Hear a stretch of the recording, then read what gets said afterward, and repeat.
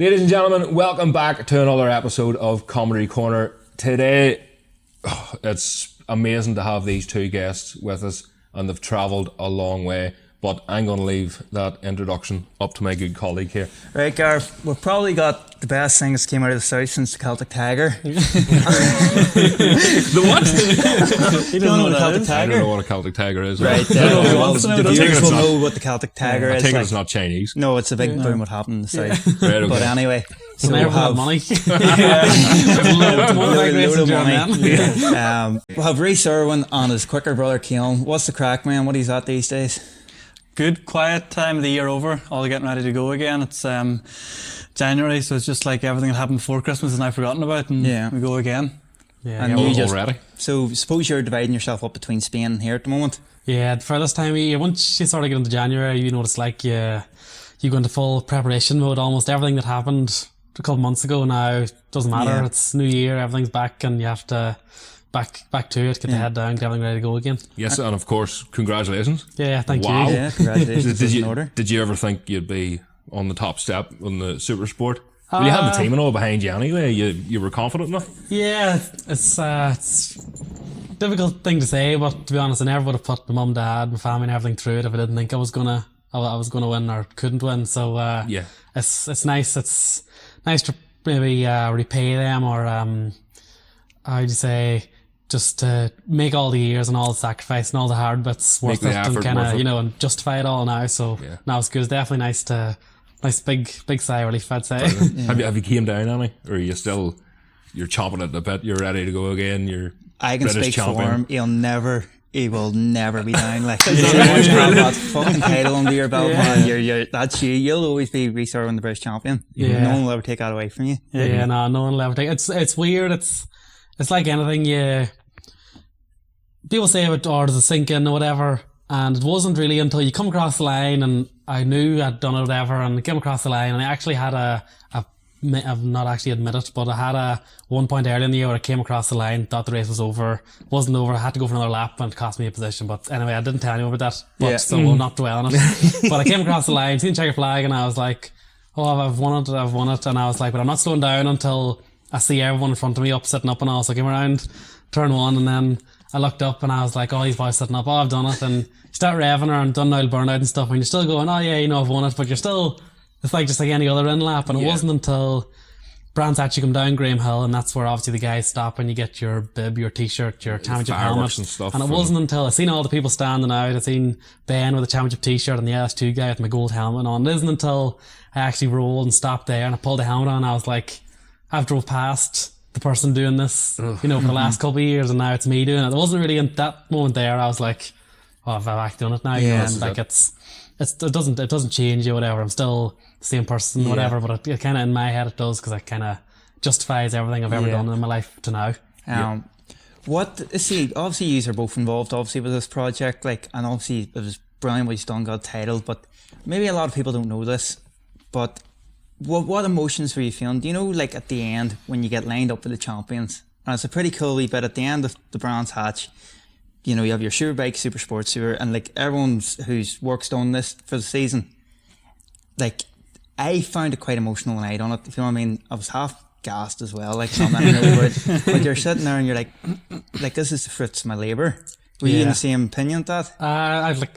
People ask about it, and I always say it's my life's work to win it, and even if I didn't win it, my life's work would have been, fighting for it, and to get it done. I remember what you say about sitting on the road, and I remember you sit on the road and all this stuff kind of happens, they're doing the photo and you've all got the wee champagne glasses, and then Kyle Ride was here and we're all celebrating and everything, and it sort of happens, and it wasn't until then you're pushing the bikes away and people are coming up for photos, and you're getting the photos down with mum and dad, Caolan, like the team, Ben, everyone, and it's only when you're doing that stuff, it's, as much as all that stuff is brilliant and it's unbelievable to do, and if being down that road is one of the best things ever happened to me, but as much, again, like I said, it's all for mum, dad, everyone, all the hard work and everything, because it's more for everyone else who's helped you get there, it's not for yourself.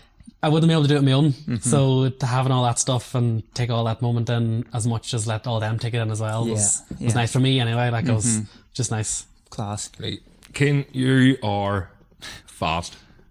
I have to say. You're fine. I remember you two rode Aprilis, didn't you? Yeah, we did, yeah. And I actually thought you were twins, but you're older. Yeah, I'm 4 years older. Yeah. 4 years older, I yeah. thought you were twins, and watching you on the same bike and all, I always got you mixed up.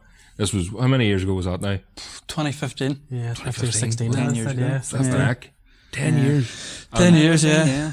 Well, with the moving, did you ever feel of going into and chasing the championship like? Yeah, so my last year in Supersport was 23, and obviously I had my accident and got hurt, so I never got another ride at British Championship after that. So now I've been doing what I've been doing since. Were you fishing for another ride? Or did you? No, did you want the way or it came, just- I couldn't ride in 23 for the rest of the year, and then when I came back in 24, there was no opportunities there that I wouldn't have maybe had to bring budget and stuff to, and I didn't really want to do that. Yeah. So I just got my setup with what I have now. And then obviously this year it's kind of needs are a must at times, and with the GearLink thing changing, obviously I ended up being like a data guy and electronic guy, so it was just a natural path. Like it was never like you talk about Brands Hatch. I've had lucky enough to have some good days in racing and bad days in racing, and that Brands Hatch day, Sunday where he won that championship, was the worst day of my life from start to finish. To be honest, Right, okay. because there's so many stress. Yeah, well, no one knows this actually. Maybe 1 or 2 people know it, but he had done more in warm up, and he was quickest by like 0.4 of a second, and he done like 3 laps in a row that were like mid 27. So it's good, and I used the sprint race tires, so everything was perfect. Obviously, we did kind of know the rain was going to come, and that would bring Ben into it a bit more. But on his in lap, he'd done a head gasket. Right. So he changed an engine that was in between warm up and race, and an engine that had never been ran. And with the weather as well, they moved the schedule like an hour Yeah, forward to try and so they beat the rain. pulled the race Yeah. an hour earlier, changed the engine. To be fair, my dad, Ben, and Josh Chambers worked for us that weekend, and Barry, our tyre guy. It was an absolutely mammoth So you task. had to put the engine in, get Yeah. it dynoed, make sure everything else is okay. Yeah. All the prep you do beforehand anyway. And I'll be honest with you, brilliant people. Everyone means best. As you can imagine, our garage, Brands Hatch, GearLink, been trying to win this championship for 20 years. Yeah. Rhys has been racing since he's been 5-6 years old. He's had loads of people help him the whole way through. So there was a lot of people, Brands, Yeah. in the garage walking around, and it was just it was a tough day. Like you want them to just fuck off. 100%. And we're racing the person to win the British Championship whose strength is in the rain. Yeah. And like it's literally hammering down with rain, and even like setup and stuff, blah blah blah. We went a wee bit softer again than normal with stuff, and it was probably the best the bike's been in the rain. And we probably could have raced for the win, the way things turned out. Yeah. But it's just the whole day was just mental. And I remember standing on the road, and I was obviously just standing back, and I was just being like, "Flip me!" I'm glad that's done. I'm glad it's done. Yeah. Get me home. And like you I'm talk really- about like after parties and everything, like there was OMG had an after party, or they've got a new name now. OMG had an after party, and to be fair, they gave us like 7 tickets and stuff, and we literally went to an Indian. Yeah. I just give it a miss. Went to an Indian, got a takeaway back to the camper, and drove to the boat. Brilliant. Just You know, needed just a like breather. literally, just- yeah. As mad as it sounds, it was a more fitting end because it was quite a small team, and GearLink and Ben and everyone was in there, had the food, and we drove to the boat and they drove home. So it was good for me. It's good. I obviously put a lot into this year as well with Rhys, but he was, as Eugene Laverty said in this last week, the rider's most important bit, and he got the job done, to be fair. And the best thing about it is no one would have given him a chance in March, and to be fair to Rhys, he believed, and he got the job done. He won more races than anyone, more pole positions. So Brilliant. Underdog team and an underdog rider, and nobody, as you said, would have given him a chance at it. I see it's like a dynamic of like brothers, because I'm in a very similar situation myself with Kia. It's very similar actually, because Very- he does very your he so does your Kia's- technical side. Kia's my Caolan, or whatever way you want to work it. Like, has the dynamic between you always been good? Yeah. Like it's really, it's very different with brothers. Like some really want to beat each other, and all these different dynamics. For us, it's kind of, we've always went racing as a family from like schoolboy motocross. And like we came from like a very normal family. Everyone worked and done the most we could to go racing. So you knew it was a mammoth task. So we always helped each other any way we could, because like you're all pulling the same direction. Like in 2020 we raced stock 600, and like we in effect went head to head as a British Championship. Like, you know, I kind of dropped off at the end, and Rhys kept going and just missed out on it. So like, but even then, like it was still like, if I didn't win and I had a few, like he still wanted Rhys to win or do well. Like, and it's never really been like that for us. It's always kind of been like when he won at Brands, like I felt like I had achieved something, to be honest. You know, when you know what it's like, you ride all these bikes, you come through school by motocross, you meet loads of great people, and you have good days, bad days. And to see like your brother and your family, like even your mum and dad achieve, your son won the British Championship, it's just like a it's fantastic when it's going good. But probably what I want to ask, and I hope I'm not being too impersonal, see when things aren't going right. So me and Kate, you know yourselves as brothers, right? So you speak a different language to each other than you do anywhere else. Yeah. The same way me and Kate can speak something, I can say to Kate fucking wing wing wang wang, and he knows what I mean. Yeah. If you know what I mean.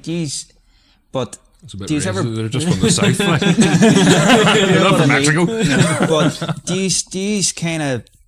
Do you think you understand each other more than you'd be working with someone else? Yeah, 100%. Yeah, I would say even Caolan knows me well when I'm doing a good job, I'm not doing a good job, or when I'm struggling with stuff, and he'll be able to sort of manage me as much as if I feel like I'm struggling with something. It's much easier to say to Caolan because obviously he knows I'm not picking out of him, or I'm not trying to complain. I'm not trying to say you're doing a shit job, because we're both pulling the same direction. Whereas if you have someone else, sometimes if someone's doing a job and you're riding the bike and they're doing a job for you, it's sometimes that two separate jobs maybe can be in its own thing, a different dynamic. Yeah. Whereas with Caolan, I know, if he didn't want me to be there or didn't want to be with me, he wouldn't be there. Yes. So you're never dealing with someone that's maybe not there for the right reasons or whatever. Yeah. And would you just ever butt heads?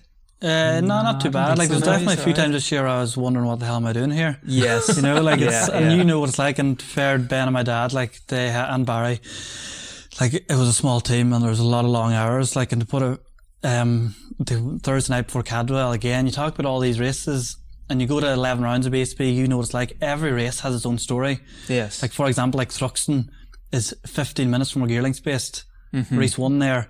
Probably went that weekend thinking like, flip me, we need to win this weekend. You know, and no one ever said it. Yes. No one ever said it. Like a home race for them. And then Gearling, or Ben, and the team is now based out of Ben's house or Ben's workshop in Boston, which is like 20 minutes from Cadwell. Right. So you go there and it's like you need to do a good job there. Like, you know? And then you go to Alton Park, and half of Ireland's at Alton Park because you can fly there easy and you go, oh my God. Like, you know, it's the only Aston was good, we've never seen anyone. But I guess what I was going like at Cadwell was like, for example, like Rhys and Ben and stuff had a problem with the bike on the Thursday night before it started, and we left the dyno at like 12 o'clock at night. Yeah. You know, and those are the things, like it's, you talk, it's hard, racing's never easy. And like you said, like my mates at school, or not school anymore, but you still have mates at home and stuff, and they go like, oh, you're away on holidays every weekend. I'd be like, no, it's me. Like, it's like I literally look forward to November to getting a few weeks off. And I think everyone's the same. You know, it's that you've actually done a good point there, because a lot of people think like, well, we all go more bike racing because in theory it's meant to be enjoyable, right? Yeah. We can all hit on the head here, it's not fucking enjoyable. We do it for a different reason. Yeah. But it's a false kind of perspective people have for, you know, we, either if we're in school or in work, we're leaving something stressful to go and do something more stressful. Yeah. At the weekends, you know, and if you have 12 or 11 rounds, you're using up your holidays just to do that. So you're kind of, do you know what I mean? You're just adding to the stress. You're just adding more stress. By, as you say, if you're coming to November, you're just wanting to just burned out a wee bit. You don't even want to look at a motorbike. And then sometimes, remember, then you're worrying about if you have a ride or you don't have a ride. Like, it's you don't really have anything. You find that a lot, but I was talking to even Jimmy Lyons, I was talking to him last night, and he's coming back over here to race. Yeah. He's doing away with the British Championship altogether because he says basically it's stress. Yeah. He wants to come back, he wants to start enjoying his racing. And no, and he will, to be fair. Like, it's being a British Championship and not getting results and stuff, it's not, it wouldn't be easy. Like, I had good career British Championship, won races, fought for championship, blah, blah, blah. Like, raced you in that epic Stock 600 year everyone spoke about.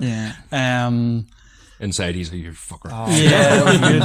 Even now, it's actually the last time I was here was in about March 2019. I was collecting the ZX6 for that year. Came out of here. Philip done us a good deal, I'm sure. I'm sure. 50% off, but add 50% on.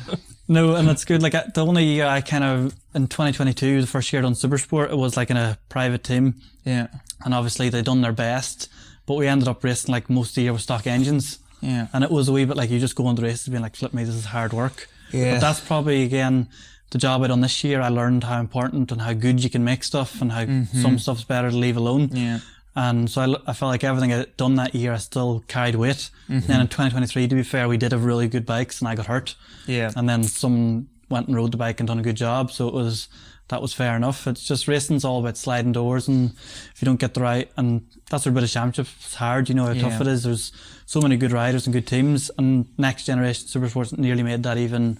The teams are even at a higher level now than you were there. You knew what it was like, and now there's all this new elements with the chassis components and stuff that add a new element to it. You know, new element to it. I still haven't got my head around it. Like, I'm sure a lot of people. Like we were only talking about it. Like the biggest thing about Supersport, and I mean this, like people focus on it's different CC bikes, but the biggest thing in my opinion that's changed is the chassis concessions. Yes, like because that's one thing that like we've got like adjustable pivot, adjustable head angle, offset, and different links. You have to use standard swinging arm, and that's where the money's made. You've thrown another curveball into the whole thing as well, or at least probably when like we started off in Supersport, at least you kind of had what you had. Obviously, just the geometry a wee bit, but you weren't throwing. Yes, head angles and head angles and all the swinging arm pivots and offsets, as you say. But surely, probably going into your debut season in the Superbike, what you probably learnt over the last couple of years with the next generation stuff's probably going to put you in good stead. Yeah, hopefully in theory it should hopefully make the jump to Superbike, because I've experienced some stuff already, and I don't think for 2 seconds that I've experienced everything that I'm going to see in Superbike. That I imagine everything is multiplied by 100, and it all gets a bit bigger, a bit more serious, a bit more difficult. But I've definitely seen a lot of stuff that if it wasn't for next generation Supersport, I never would have even known about until you get on the bike, which is good, really good in itself. And so, as we were kind of speaking just before this started, so you're kind of divided yourself between Spain and back home. So I imagine that you're getting used to Superbike power at the moment, or what does a Superbike, especially going into your debut season, how are you prepping for a big bike as such? I've not rode the Superbike yet, and I'd imagine it's going to be a different animal, but I'm very lucky that I've got a practice bike off the team, so it's letting me sort of get up to speed, sort of get a feel for what everything's like. So it's stock bike, which again is good. It's much better than sitting on the couch waiting until after I had Superbike experience. That's one good thing I'm very lucky for. In terms of getting on riding Superbike, I'll hopefully in the next month or two I'll be able to tell you all about it. Yeah, tell you all about it. You've raced against them, but only the Sunflower last year. Yeah, that was you on that Suzuki. It was so impressive. It was unbelievable. Fucking destroying boys. No, it's good. It was actually they had said to me about coming to do Sunflower, and coming to the end of the championship last year, I'm getting to every round, and you've got the championship stress build and everything building, and Ben says, we'll go to Sunflower. And at the time I'm going, don't even want to think about Sunflower. And then also late October, right around Bishop's Court, I'm going, you know what, it doesn't actually, at this pressing moment of time, it doesn't sound that appealing. But I will say, genuinely one of the most enjoyable, like I'm so glad we did do it in the end. Is that the first Sunflower you've done? I did Sunflower in 2015 in Aprilia 125. Right. And I see you haven't been around Bishop's Court since. No, I haven't been around Bishop's Court. I would have done like the odd track day Kirkstone and stuff, but never Bishop's Court. Literally we got there and I was like, don't even know where to start, and Ben goes, just roll out the bike out of brands, that's what we normally do. And I was like, it's alright, no bother. And I'm not joking, didn't change the gearing, didn't change a click, didn't change a spring, didn't change anything for 3 days, just roll around. There's a lot to be said for that as well. Like, stick to something you know. 100%. Is that when did Hawk approach you then, or? No, it actually, Steve, maybe completely changed topic throughout sort of last year, and things are going well, and I'm very fortunate that I'm managed by Shaky Burns. So throughout the season, sort of make a plan for next year, and stuff starts coming along. And to be honest, truth be told, I probably wanted to try and make a bit of a push to try and go to World Championship in Supersport. So, and obviously them seats start getting filled really early. So from quite early on, you know how it is, there's conversations, people are chatting, sort of plates are spinning, and Steve actually rang me. I was at work, I was on a building site in Longford, and Ballymahan, Longford. Right. And he rang me, it might have been Tuesday, and it's quite early, there's only a couple rounds left to go, maybe 4 or 5 rounds left to go, and then he says, actually, Shaky Burn managed me, ring him, speak to him. And as soon as I spoke to Steve, I liked him, he comes across well, I like him, he seems he does it for the same reasons I do, like he loves racing as much as I do, and I got that from him straight away, and I said, I'll ring Shaky, speak to him, and Shaky rang me about an hour later and says, we're going for a meeting with Steve. So the next round, same thing, in the truck, sat down, chatted him, and really, really what's the word? Early on, like wasn't a really deep conversation, just sort of chatted about stuff, superbikes, what I was doing. It's quite complimentary to what I was doing. You know, he kind of understood the Suzuki maybe wasn't the bike to be on, and he liked that, and he liked the whole, you know, my family and stuff being so involved with this year, and talked about superbikes and good years, and obviously it's no secret, Shaky had quite a good couple of years racing against Caolan and Hawk, and he always talked about how racing against Caolan with Hawk was probably the hardest person and combination he ever had to race against. And walked out of the meeting and turned around, made sure Steve couldn't hear me, and I said, look, do whatever you have to do to make this happen. This is what I want to do. And then happy enough in a couple of weeks or maybe a month or so later, he rang me. So it was actually quite early that you actually got the deal done. Yeah, well, the conversation started quite early. You know, it's like deals and the dotting the I's, crossing the T's, that fortunately I don't actually, he takes care of that. All that stuff gets finalised a bit later, because I'm very conscious. I always like to concentrate on what I'm doing, and all year I said, correct, you do whatever you have to do, let me worry about this, and then whenever the time comes we have to chat about it, we'll make a plan then. So I can let him deal with it, and I was very conscious of taking care of one championship first, and getting to the end of it and not getting sidetracked thinking about other stuff. So but now by the time everything was sorted, it was all pretty much sorted. So when did the Shaky influence kind of come about? Because he's been with you a couple of years now, haven't he? Well, since really unofficially or loosely in middle of 2023, sort of middle of summer 2023, and then officially manager since pretty much the end of 23 / 1st of January 24. Right, okay. But just kind of seen him around the paddock, and you get to know people and you warn people and you speak to him like he's always a manager. I always I look at him more as good mate, chat to me, and I speak to him all the time and ring him all the time and just chat about normal stuff. But 2023 probably started, I actually got the opportunity to do Daytona in 2023. That's right. And through Astro, and it wasn't really go do Daytona. It was with the new Suzuki and stuff, there was a problem getting parts, and there was an opportunity to go do Daytona or basically go around one BSB without having rode the bike or tested the bike. So that was kind of the pre-season, and it was good. It was a good opportunity. Kind of just had to get myself there, and then me and Dad built a bike out of stuff from a suitcase when we got there. So he's seen us. It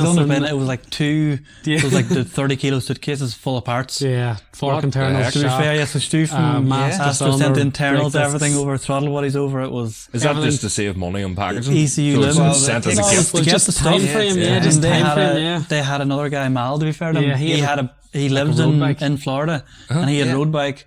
Dad got over with Rhys, and they built the bike between them. So you just supersported his road bike then? Yeah, it was literally upgrade. I went and raced factory Ducati and Suzuki at Daytona. What do you think of Daytona? I would love to go back. It was a brilliant event.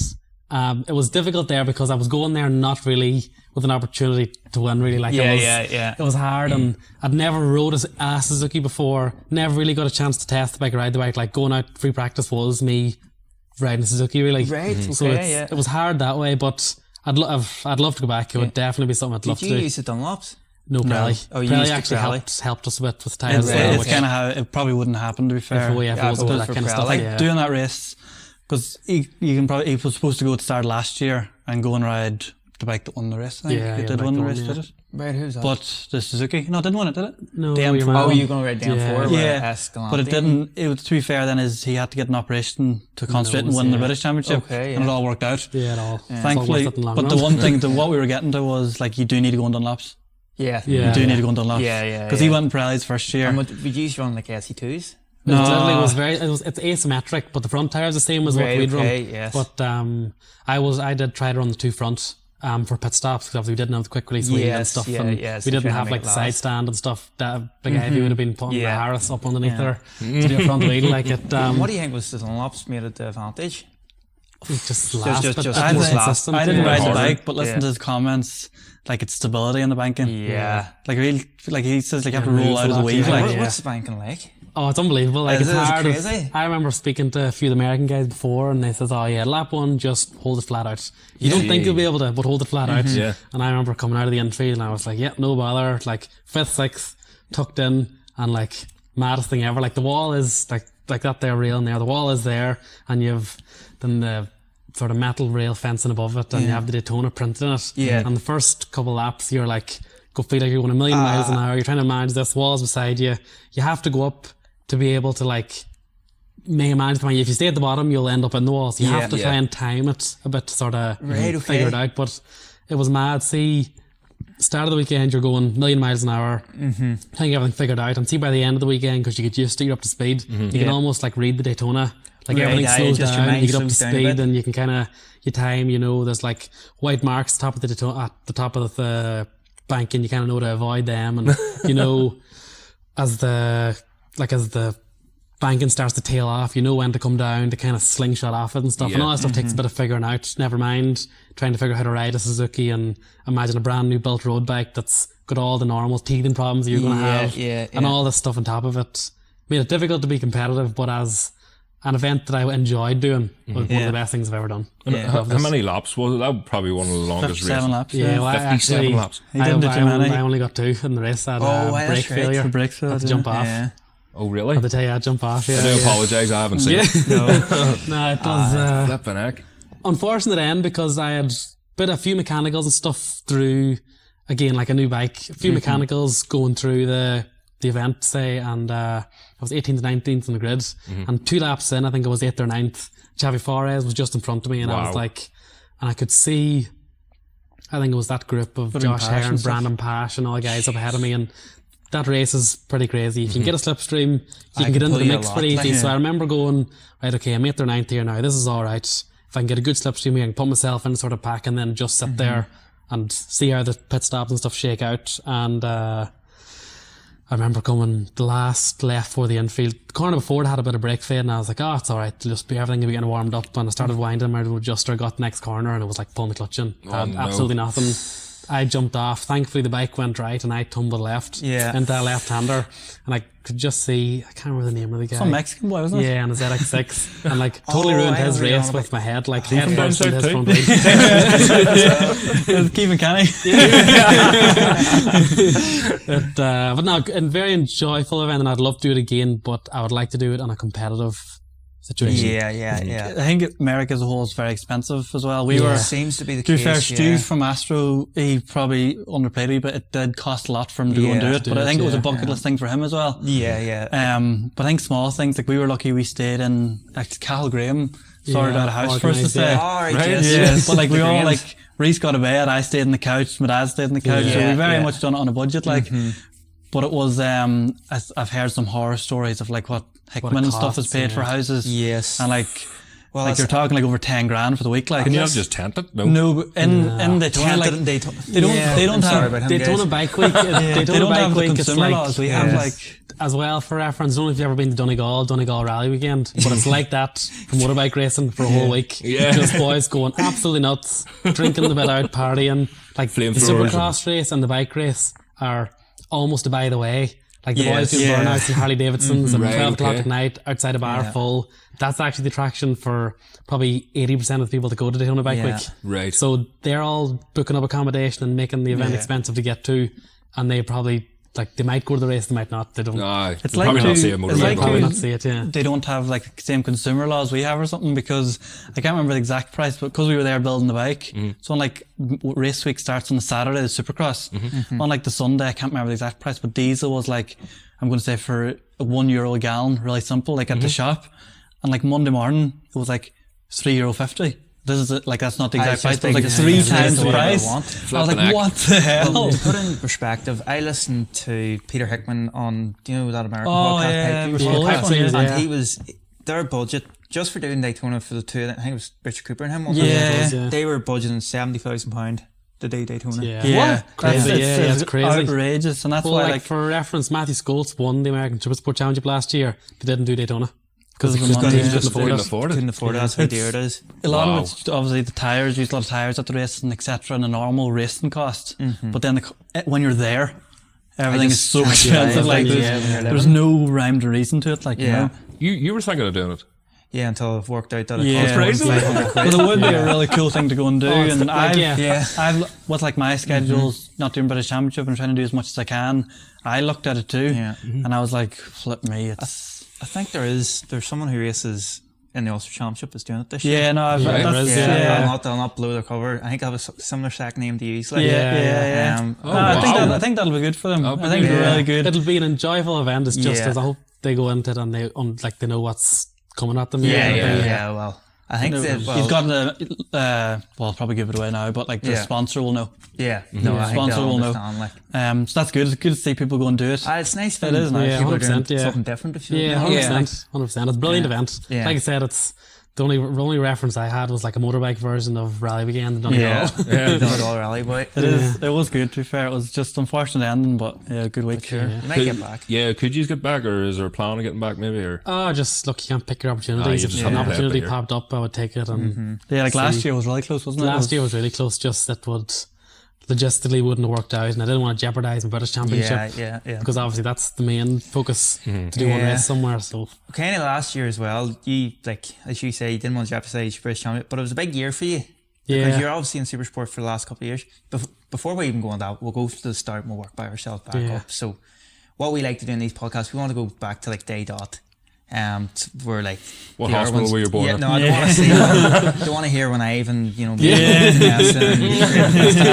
those dudes like is there a recent kind of heritage with you guys? Yeah, so kind of always around us, I guess. Like my dad raced roads like sidecars, so he was a sidecar guy, and he worked in Montpay, ran the tool room in Montpay originally in Belfast. Okay. Wow. So he met... If you get the details wrong now, he'll go mad. Yeah, I know, I'm really... And I've had a lot of bangs to head, so it's... me and you both. So I don't know if you ever heard of Mervyn Scott, Curly Scott. Yeah. So he would have been like... Yeah, so he would have worked with like loads of people. So my dad was like taken under his wing, and I went to work on like Wolsey Coulter's bike and all this. Yeah. So and then my dad raced, and then he stopped racing. He done all Grand Prix and everything, and then he had a crash at 4. Okay. And he got really badly hurt. And I think Scaries as well, I think. That was the end. Yeah, he done whatever road races there was. He was there. Road races, all sidecars. And then Madness. I don't know if he was really good friends with Marty Murphy, who was killed in front of him at the Ulster Grand Prix. Yeah. On the Flying Kilo. He was Belfast man. And I don't know if he worked there as well. There was some connection. And then I think I was born. His mum kind of just put an end to it. Yeah, mum said no more. Yeah, but he stayed. That's sick. He stayed involved, and then we were always in racing and used to it, and then I guess mum tried us to do everything but race motorbikes. We've done everything, and then it just eventually happened. He had a bike shop and stuff, and then I started flying around the field, and then went to school by motocross, and then Rhys went to school by motocross. And I was a bit older, I was like 8, and then Rhys, you have to be 6 to race school by motocross. Rhys turned 6 on Thursday and raced on Saturday. Right, okay. And that was in like 50s. Yeah, that's 50s, Love it. And I don't know, you obviously heard maybe the chasing the racing story, like about... No. I'll let him tell. Turned, you sort of talk about there how obviously bikes always around, as long as I can remember, like been bikes around the house, and obviously Dad would have had like the bike shop and stuff and worked on it. And but we were never, I would say, like born to be motorbike racers kind of thing. Right, okay. Very much sort of habit. Like we used to go race motocross, like enjoy it for the crack, and then but back to the story. Turned 6 on Thursday, and again I'd been riding motocross bike. Caolan had been racing. Like I went to fields, went to tracks, whatever, rode around. Already all geared up, raring to go. Like loved it. Like when I was that age, couldn't get enough. Any possible time I could. Dad, get the 50 fired up, get KTM fired up, and I was away. And got to Saturday. Rolled up to Garnaverin, and Stevie Martin actually done the 15 and the 5 second board. Like Kyle Martin's dad? Yeah. Oh yes, Crazy Steve. Yeah, he used to do the gates at motocross. Yeah, he used to do the 15. He used to race himself. Yeah, he was a good goer. He done like 125s and stuff. He would have like 15 second board, 5 second board motocross. We're talking the same fella here. Yeah, like Kyle Martin's dad. Yeah. And 15.5, and I remember all geared up all week. I was saying, Dad, you wait and you see me at the weekend. They are not going to know what way I go. I was like, Dad, you think he's good? Wait and you see, I'll be that was why. And same again, your man Stevie goes 15.5, and I was revving 5 second forward, kill switch. I was like, no, not going today, Dad. This isn't happening today. What? So same thing. Sticker in the van. Yeah, sticker in the van. Done rolled today. Up, Dad sticks in the van, and then that's why I kind of said the hobby thing. We weren't sort of bred to be bike racers. We're going with the crack, so Dad was like, yeah, no bother, I'll stick her in the van. Right. We'll go to the field next week if you want, whatever. And because Caolan was racing, we were going to races anyway, so it was easy. So and like school motocross is so good as well, because an entry was like €15. Was this like an Ergal series? Ergal, It started with Ergal. Yeah, and all the rounds in Donegal, like. Yeah. And then, so for us it was really handy, and probably as Rhys says, like, we weren't supposed to be bike racers as such, so there was no like pressure to do it. Like, so Dad had kind of like, we loved going riding the bikes. Yeah. Mum didn't want us racing anyway, but now as skip on like 10 years, she was like, probably she's been the most behind it. I don't think there's mum like her in the paddock, to be fair. It's like when you get to our stage, maybe a few years ago, like every dad wants their son to go and race BSB and stuff. Like our mum, to be fair, she's just like, all the time she sat in hospital with me, go for x-rays, all this stuff, like, and she's never once said we need a no idea thing here, like, so to be fair to her. But back then, like, it was just like something we done for fun, and it was maybe what's hard about racing now is you go to school in motocross race and an entry was €15. That's wild. Like, see if your kid doesn't want to do it at 6 years old, it's not to be all and end all, like, and if he does love it and you go racing all summer, it's also not to be all and end all, you know. But yeah, so loaded the van back up, put the KTM back in. Caolan done his races next week or a few weeks later, whatever. I was like, right, Dad, look, that was a blip. Next again, they get it. It was too soon. Too much too soon. Next again, they're getting it, and then same again. 15-second board, 5 board, kill switch. I was like, nah. And then I remember getting back, and Ivan's getting pissed off at this stage. Like, he was when we were young, he was really good. He was so patient. Like practice or anything. Don't practice. Like that's the maddest thing about it as well. And we'd go to practice tracks, like. To go to the beach in Donegal, and he'd rip, like, he'd be so excited to go ride, and he'd rip around all day. Maybe Stephen Martin was a pro. Gotta go back in. The mum and dad were like what, you know, what's wrong? Like, like everything else, and because obviously you're young, and you go and you sit in the start line, and the motocross track is this big massive thing. You don't realise it's probably 2 acres of a field. It's not that big. But I says, if I crash all the way over there, no one will find me. I'll be stuck over there, and that'll be a whole handling. Like what happens if I crash on my own all the way over there? Oh, God love him. Mum and dad. I'm going to be lost forever. So, Mum, she goes, well, what we'll do is if you do number 69, and she wrote on the page, I think it was Dad actually wrote on the page, 69, and he goes, I'll flip it upside down. It's the same number. So if your bike's upside down, we'll know it's you crashed. And I went, not going to argue with that logic. So next week, 69, and away I went. That is really, that's really clever. That's why I've been 69 since. So you're worried that no one would find you tucked the front somewhere? I'd fall over somewhere, and it'd be a whole handling. I'd be lost there forever. I'd be like Bear Grylls episode. I thought you had 69 for another reason. No, well, actually, as I got a bit older, I learned all that stuff, made it even cooler. But I've had to cash in 69 being upside down a few times in my career. But you feel safe because I was going to come and find you at Fort Thorns and Brands Hands. He knows it's me. Well, fortunately, Dad, a lot of times through my career, there's been bikes upside down. You didn't have to look at the number. He knew. There's no 69 left. So, how long did the motocross last for? So we raced a long time. Yeah, well, a lot of time. I probably raced for like 6-7 years, and then I got hurt quite a bit, like normal. I had a really bad year, I got hurt, and then I kind of just lost love of it. And I love motorbikes, loved everything about it. And we kind of got sidetracked a bit because I used to wake up when I was like 6 years old at like 5 o'clock in the morning to watch the Japanese MotoGP. Right, okay, I was just infatuated by it. Whereas Rhys, to be fair, he was probably more he just loved riding the bike. He didn't overly care if Casey's Stone won or not. I always think I wouldn't have. I love motorbike racing more than anything in the world. Don't get me wrong. Like, I'm the whole world motorbike racing. But I would say even Caolan still I would have more of a love than I would, and I do love it more than, you know what I mean. Like but you were always more of a. So where I was going was like I was like, well, riding when I was like, when you're young, you work all the stuff out in your head. I'll ride a motocross bike for a few years, and then I'll go like be able to go tarmac racing. Like that's what we'll do, because that's what my dad done, and that's way better. Like. And then I got hurt, and then they got me to play 125, and I went, and Rhys kept racing motocross that year, but my mum used to take him. Yeah, the mum would go motocrossing with me, and Dad would go circuit racing. Wow. And like in Rhys's against the world. In Rhys's last year, like, they done 4 championships, and he won 3 of them. Like, so it was a good thing they had going. And then it was actually, it probably would have happened anyway, to be fair, but it was Trevor Scott so my first year in Super Teens, or not Super Teens, Irish Championship. Irish Super Teens. I done 2 races and play 125. And I won or whatever, but I had a good experience from racing motocross, so I got up to speed really quick. And it was actually Mark Lunny had helped me. Mark, I don't know if you remember this. Mark Lunny was helping me and getting going. And then he spoke to Bob Patterson, God rest him, and like they got this plan for me. Spoke to Derek Ray, who was like, he was probably the first person that gave me my like first sting in the ladder. And even now, like, he still texts us now, like, it's great. He got me to play 125 and took me Kirkstone on, and I rode around for the day. And then Derek obviously had really trick bikes. I remember Mark telling me this bike, it'll be good, like, it's all blah, blah, blah. So Bob turned up with it and had like standard front brakes, standard mass cylinder, standard everything. And I was like, flip me, that's not the bike that we had seen. And like, I rode around and Bob goes to me, did you enjoy it? And I go, yeah. And he goes, if you ride that bike for the next 10 years, we'll give you stuff every day you ride it and you'll be unbelievable in 125 in 10 years. Because that's obviously what it was like then. And he was like, they're in this transition phase, but I went and rode that for the rest of the year and I got onto it pretty quick. And at the end of the year, my dad had helped Trevor in work and stuff. This is like going back to the Mervyn Scott era, because he was like, he's a relation to Trevor, I think an uncle, but it could be a cousin. I'm pretty sure it's an uncle.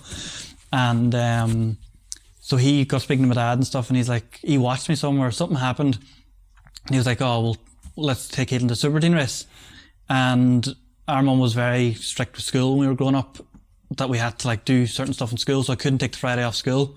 So I missed Friday practice. Right. Never been to Donington before. First time out Super Teams, which was that stage, like, well, I actually seen the sheet, like Rory Skinner qualified 4th and I qualified 8th. Yeah, so it was like, there was like 35 people on the grid. It was really good. I didn't know where I was going. I was just going flat out. Yeah. And I think Trevor said, oh, he's obviously like got an aptitude for this. And then he went and watched Rhys at a grass track somewhere. Northwest grass track. And Rhys like, obviously he won, blah, blah, blah. Yeah. And that's so, for the plan for the following year was I went and done the RV for 50 thing. That's right. So Trevor, would have been like 2015? That was 2015. Yeah. So Trevor built all the parts for those bikes for Newton. So they had a good relationship. So they got me a bike. And Rhys got my 125 and they put new fair and stuff on it, and they took him to, he done his licensing day at Bishopcourt and done like 4 laps, and then he went straight to Brands Hatch. Yeah, that's right, because I don't ever have any recollection of you doing any racing over here. No, that was quite lucky that way with the way the Trevor thing came about for Caolan. I was done motocross a year. To be honest, I love motocross. I was very much like, I grew up on motocross, now, like, to be honest, I was my whole childhood watching Supercross, A1, stayed up, watch A1, like, love motocross more than anything. And that last year when sort of I was going motocross with mum and Caolan was going circuit racing with dad, kind of looking, you go, oh, you know, it's kind of cool and I could give this a bit of a go, and you know, you kind of start thinking. And then when the opportunity came up with the Trevor thing to go and do British Super Teams, well, obviously I was like, sure, like, I'll go, we'll go do that. And so I was very lucky that way that I kind of went straight to Super Teams. Like my 5th lap on a Pro 25 road bike was at Brands Hatch. I actually fell over my first lap around Brands Hatch. I know on hindsight, it was probably the best move you could have done for starting off as well. I was very fortunate that way. You knew Brands Hatch before you knew Bishopcourt. Exactly. It put you in good state for obviously going forward to what you've done. Like, and then you were carried, obviously, with the way of Trevor. Yeah. And there was someone with you all the time, so you didn't have any time for bad habits or anything like that. Yeah, well, I would say even if we say it was a team or whatever, but in a good way, I think them few years of Trevor, like when that first year on the Pro 25, as much as it was a team, it was my dad, Gary Fleming and Trevor, and then us going. So it really was just boys in the van, boys in the truck, go away racing for a weekend, which was good. It was a nice environment to learn. And when, like, Caolan, obviously he was a bit older than me at the time, but I was, 12, going to do British Super Teams, and like, you have to learn a lot quickly, even being in that environment, all the men go, like, it was definitely a good thing to sort of try and learn quick and, and try and grow a lot as as you're starting to grow up. It kind of makes you into who you are. No, as you say, you basically forced not to have bad habits because you had that type of environment around you. Straight away. It was more of a professional and the small things as well, like you work with different people. So at the end of Saturday at Brands Hatch, like from 12 years old, like, he knew that, like, Gary put fuel on the bike, so like he always said thanks to Gary and got on with him, because without him you wouldn't have got anywhere. It's that was really good to be fair. And Trevor thing was great. We done for 2 years and loads of good memories, and we still joke about it now, to be fair. That was a good championship at Thundersport. Brilliant. Brilliant. Like, we would have been hanging about a wee bit. Yeah, you came and done a few, didn't you? I was doing a few Thundersports same time you were starting off. Thunderpants. When you had What was it long called? hair and you were still cool. Like, Sold our soul. It was a really good championship, to be fair, and it was just brilliant. Loads of good riders around it then. Yeah, I think that was the one thing that made it good. Like that first weekend of Brands at Super Teens, I ended up getting the podium at the end of the weekend, and like Max Cook won the race, and I can't remember who was second. I think it might have been Cameron Horseman. I think back at it, Maybe but it was like Max Lofthouse. might have been Max Loftus. Maybe, It but was still like like John But and that's- Mick Lofthouse' relation. Thundersport was class in the Yeah. way, like even the 600 class or the Super Teens, there was only like a year or two away before stock 600 Yeah. or Yeah, 125, you know. yeah, like the level the of the riders was wasn't- high. Yeah. It was definitely a good feeder Like, championship. and I rode a stock 600 in Thundersport for a year in Yeah. the Supersport class, and then I went to BSB the year after. And my first BSB race finished 9th. Yeah. Because the But- level, and I wasn't winning every weekend at Thundersport, like I won like 4 races in the year. And the level was really good, and it was like, I don't even remember like Dan Freer used to always race Thundersport. yeah. And he had been like a British Supersport rider, he was probably hobbyist racing now. Yeah. But for us, like it was you just definitely ride hard to beat him. Like, Yeah. Definitely made it like a comfier introduction in the and I British do championship. think you miss it, and you see the way the classes are now. It's really hard because kids come from here, and you're straight away racing at Brands Hatch or Knockhill or British Structon, Championship, yeah. where you get like a 10-minute qualifying 20-minute free practice, and for them it's qualifying Friday night. Whereas like Thundersport, we got 6 sessions on a Friday. That's right. It was unbelievable. Like, But you have 4 races as well. Yeah. and a qualifying as well. Whatever happened, Thundersport way. they sold it. Or no, they tried to sell it and no one bought it, and then they just Dave and Bernie ran it. They retired. They Yeah. retired basically. Right, okay. Um, What do you call that track day? No limits. limits. They No do limits, series they 2. do yeah. So it is no limits, but it's good what they're doing, but it's not the same. No, it's not the same. Yeah. It's Like- really, it's probably easy for us to say rose Yeah. tinted glasses. I don't know what made Thundersport work so good.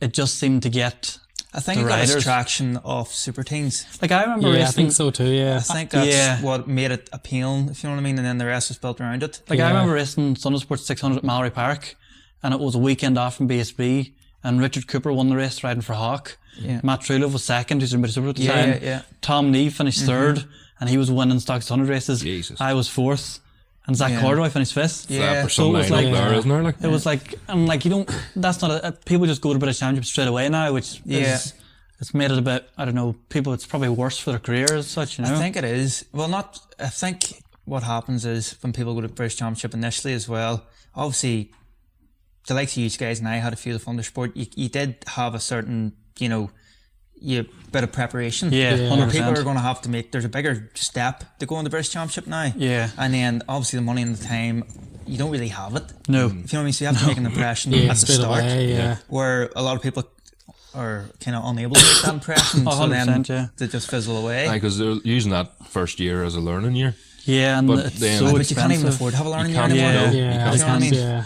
You can't afford to have a learning year. It's racing is just very expensive, and that's just how it is. With Thundersport, it's less rounds for a start, and if One you've every done month. well in it, you Yeah. did get a bit of help. Yeah, you got a bit of incentive. You know, you did get a bit of help. I will say that it was like it stood up on its own. Don't get me wrong, there was like BSB teams didn't look at it like, but Yeah. there was people in that paddock that looked at it like, you know.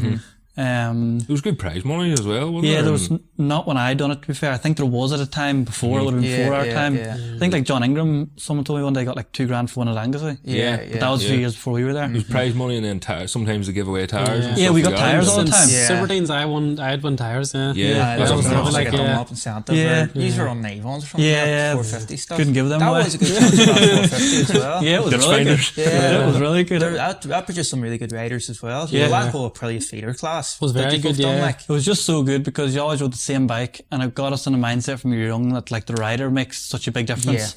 Because it's really easy to be like, oh, his bike is. It was actually Wolsey Coulter told my dad. Well, he says like when we race motocross, and you know Wolsey, he's very full on. Yeah. And I had just been. He came to some motocross race, and he knew my dad from years ago. And I think I had done good, and Rhys had done good. We'd done good, and he was like, "What you need to do with them is get them to short circuit race, and then get them in a one bike series." Yeah. And to be fair, my dad probably is very good. He listened to it, and Yeah.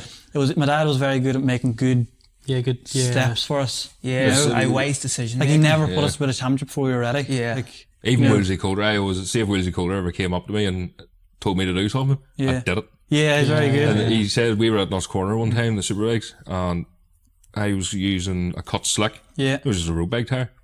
And he says, you go home now, get a slick, stick it on, and you'll go out and win that race. And away you went. And I did. Yeah. You went to. Got the slick on it, and half a second a lap quicker or something like I that. didn't even know you won a race. I won Superbike Championship. How many Superbike Championships you won? Not many, but Coming the series is. fucking new Just championship, saying, was it? Thanks for coming. Right, so we're on. You get a P45 after this. So yeah, that was the Trevor thing. And then done another year after that where I done stock 600 done the sport. Rhys got hurt playing rugby. Yeah. So he never Didn't do a whole raced. lot that year, They got yeah. into Talent Cup and then he done British Talent Cup. Yeah.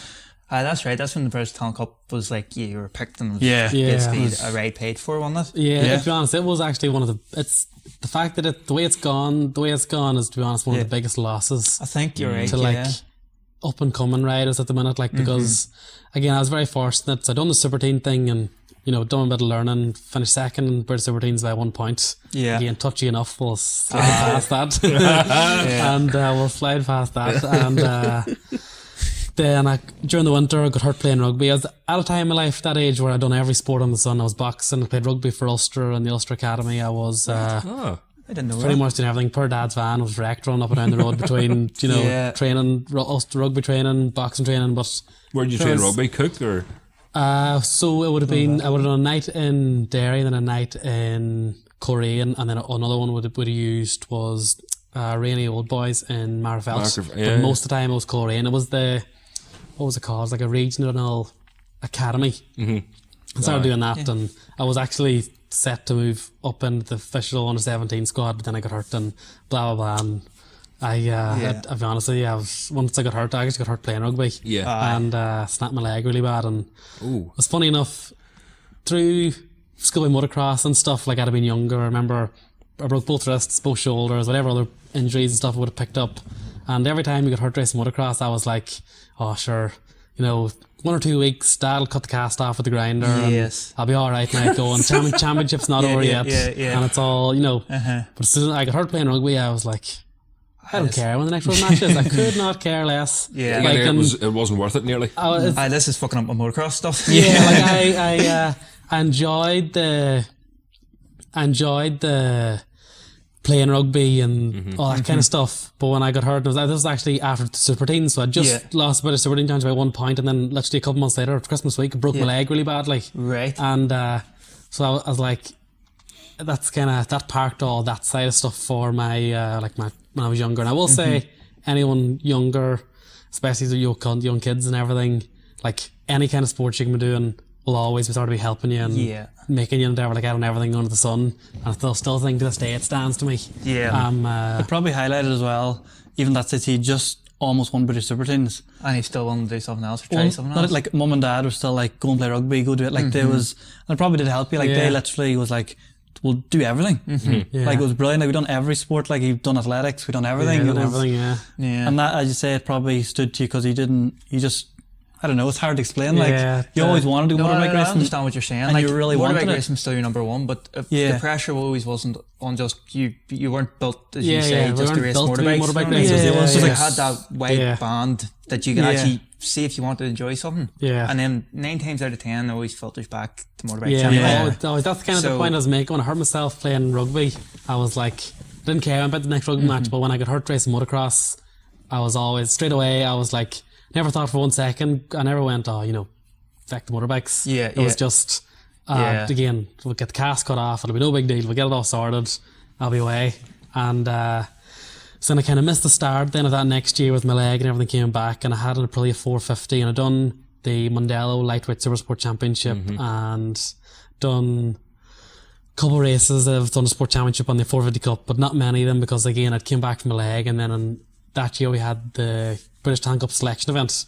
So done the selection event, got in, and that then I was really fortunate that way that I was the benefactor of the way the British Talent Cup was then. So like you say, it was pretty much carbon copy of the way the Red Bull Rookies works. You go out, you have a selection event, they put you out on all the bikes, you ride around, they pick the best, whatever it was, maybe 20, 22 riders of anyone at all that they could get under a British or Irish, like a passport, in that area, and then they covered like bikes, leathers, helmets, everything. That was the best thing about it. You Yeah. got a sexy wee set of Alpines hard like, I've actually- and you boys in the same mindset as me. Like that's goal Nice. number one if Yeah, you can get a set of 100%, them. Like, Do you get to keep them? Yeah, I've still two sets two hanging sets, up. Yeah, two Brilliant. sets hanging up. Actually, I yeah. have a really good British Tank Top story. So Johnny Campbell, obviously everyone knows, he was Chunk at, also he was at, knows. well, Yeah, this so is that's good- where he got this the is- name, yeah. That's where the name came oh, from. right, yeah. So I obviously was there with Rhys as normal, and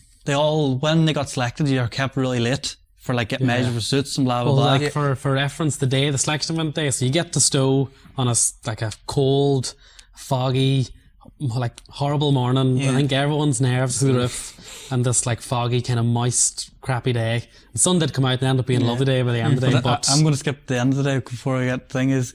So we're that's a like, beautiful description. Moisture.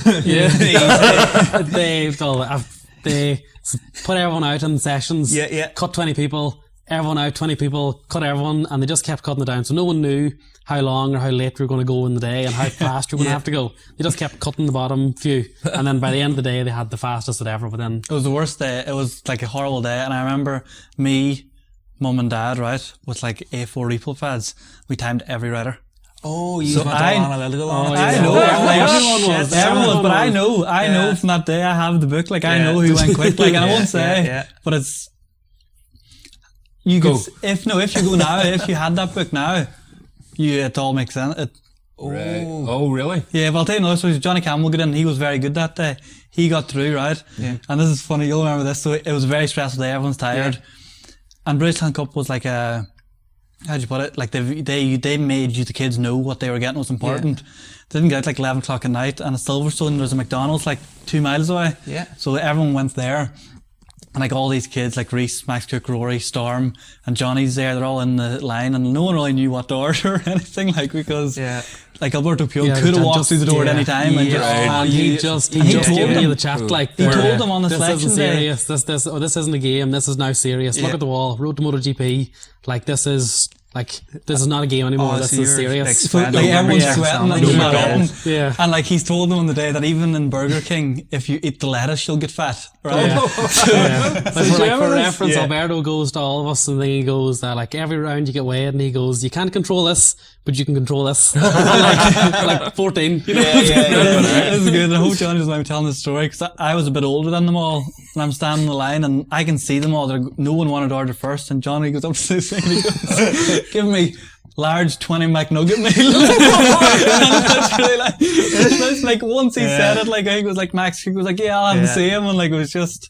He didn't give a shit. Yeah, I didn't give a Man shit. knows his way around at McDonald's. Man. Like, and I get on really well with Johnny. Fuck. I didn't know Johnny was involved. Yeah, He did the first year. Yeah. They so again the whole thing was brilliant. Look, it was one of them things that when you're young, it was a really good thing to be exposed to, because again you're in everyone the same level, same bikes. You get there, they got us to the races. The bikes now are there, so all the bikes are the same. Everyone's same opportunity, and you get there and you're in this situation where you're looking at the other 20 people you're racing against. They're all in the awning with you, looking at them. We all have the same bikes, so you kind of, it forces you to like, I'm trying to know how to describe, but you have to grow up really fast, but also like you're in the awning with people all competing for the same thing, 5 feet from each other, all on the same bike, so it forces you to like really get the best out of yourself. From just what I've heard from it, like it does, I think Alberto does force like the emphasis, like this is all free, but you still have to earn it. Yeah, well, it was when Alberto makes it like serious and cutthroat. Like they're very, like at the end, like again, the selection event for reference there was cutthroat. Like no one knew how many sessions, when you were out, it was, he'd come out, slap a sheet on the board, and there would be 20 names gone or whatever, you know. It wasn't designed and for like, soft. Like it wasn't designed, and then even the end of that first year, like they lined us up. And this might maybe not a nice story to talk about either, but like they line us all up, and so everyone took the number out of a hat. And funny enough, another one, I remember going to first test at Valencia, pick a number out of a hat, and I was going, as long as I don't get 13, I'll be happy enough. Picked out 15, 6 and 9 added together. I was like, if that's not a good omen, don't know what it is. So I got 15 happy, and then at the end of it, they literally line us all up in number, and Ana Espeleta, so Carmelo, the daughter, owns MotoGP. She was there. Alberto was there. Danny Ribalta, the rider coach guy, he was there, and they literally took us all in one by one into a wee room.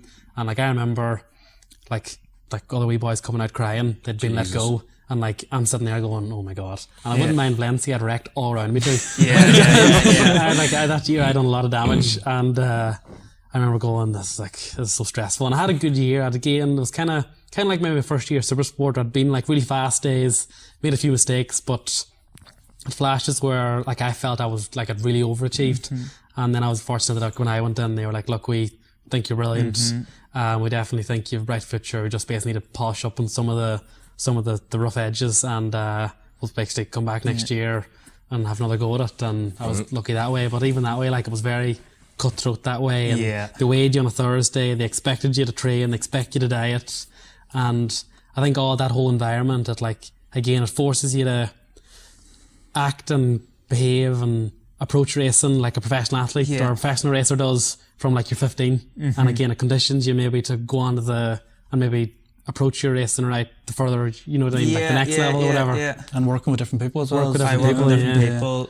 Did you allowed your own mechanic, or did they? Yeah, so I brought Dad as like a helper, and then they would have had mechanics. So there would have been say one main mechanic over say maybe 3 or 4 bikes, and then the helper would have done like wheels in, wheels out. But if there ever was a problem, they had their own mechanics there, like, so it was.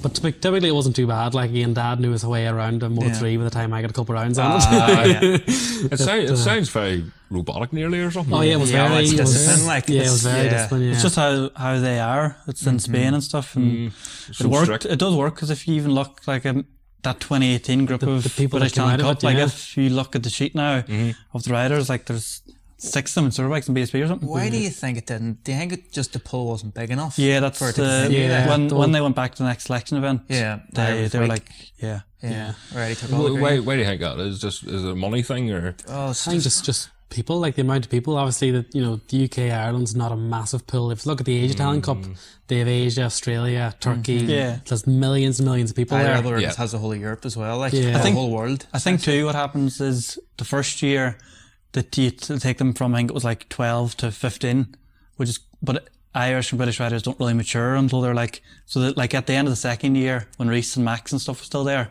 like another year with them would have been really valuable in the Junior World. But like at that time in Moto3, if you weren't like winning Grand Prix at 15 like Can Unku, no one wanted to know.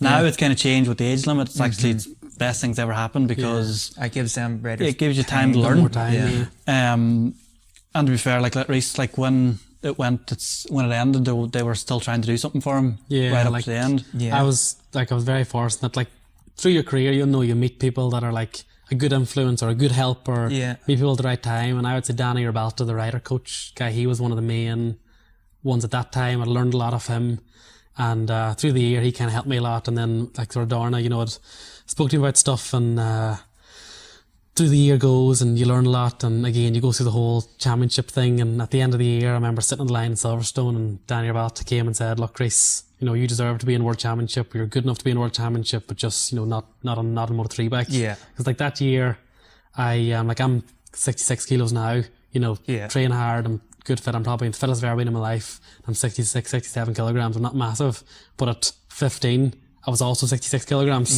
So I was racing on a 44 horsepower bike, people that were maybe 55, 53 kilograms. Way far. I was like, and my leathers were bigger, so my leathers were heavier and everything. And at that time on that bike, it was really hard to manage the weight thing. There was on the podium at Bruno, Rhys was wherever, and Odgin was on the podium as well, and he was 12 kilos lighter than him.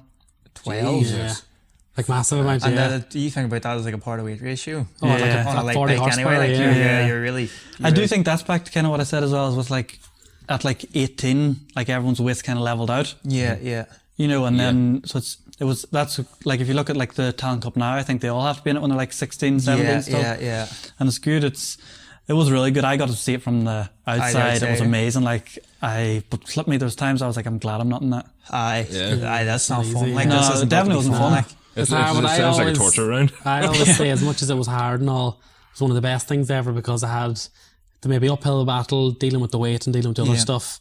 And so it forced me to be like my best. And then also, like I said, spending the time with Danny, with Alberto and all. Again, you learn a lot really fast, and you kind of... I always think it made me into made you good foundations for kind of what you Yeah, want Like to it give on you a something good, bigger, yeah. give you a good mindset and maybe keep you away from McDonald's. Yeah. 20 McNugget meal. So kind of like you're doing that, you're coinciding that with like the standard. As much of them as I as could. much as you Yeah, could. it's hard. Because at that stage I was doing stock 600, Yeah, which we that's- were like self-funding. Yeah, So like Rhys had the talent cup, and then mum and dad have to. because So it was just hard. Like it was really hard, and that probably held Rhys back a wee bit. You could yeah, say. I don't want to sound rude when I say this, like, but But you're going to.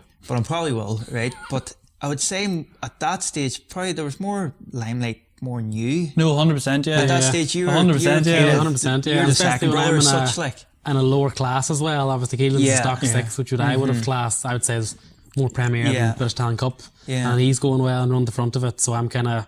Especially in, yeah, it was even right up to probably the end of 19. I was like winning stock 600 Yeah. races and stuff, and then it was. I always knew it was coming, to be fair, because we'd been through this in motocross, to be Yeah. honest.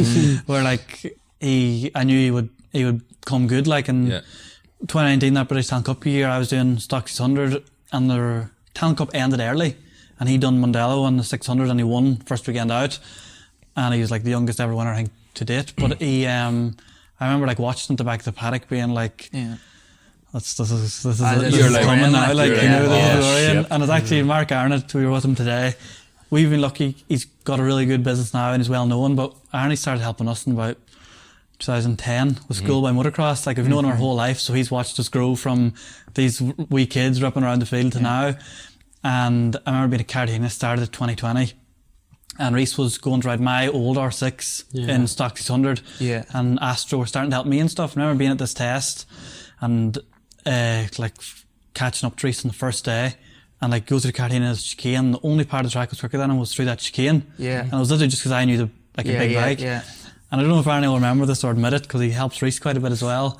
But at that stage, I was probably expected to go and win stock 600. Yeah. And I remember saying to him, like calling him at the back of the garage, and I was like, right, I've just caught like Rhys there, and like remember not really being worried about anyone else that weekend, and being like, I was only quicker than him there, and I was like, will I tell him? Yeah. And he says, just keep that to yourself. Just keep it to Right. yourself. Did you do a couple of stock 600 rides the end of 19? I did Knockhill, didn't you? Knockhill. Yes, you In done 19, Knockhill. yeah.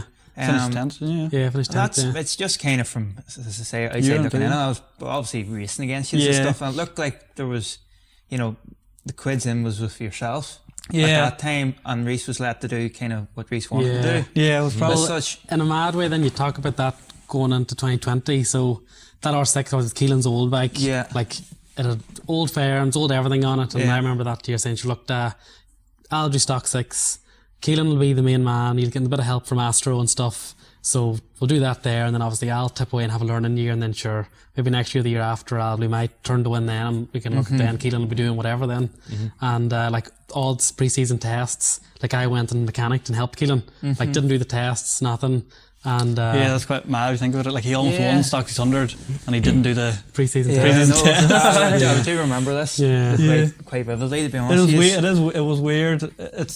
And that's why when you ask me now, like, I don't mind, because we've always been like this. So if you Yeah. ever had the best chance, got back. Like, and Yeah. to be fair, we're really lucky. Like, obviously Charlotte, RK has like been massively behind us probably since the last 8 years, to be fair. And she's really good at, like, she just helps us both massively. Yeah, I think truth be told, massively, loads yeah. of people have helped us loads. Like James Galfy, Oasis Bar, like, you've probably seen it. Like, Yeah. people think it's our bar. Yeah, He's just Oasis helped. Bar, Yeah, he's yeah, helped yeah. us that long. Like, it's Yeah. amazing. Like, since I was like riding an LT50 around the beach at home, he'd be there. But we're kind of getting off topic. 2020 year was probably like the changing of the guard.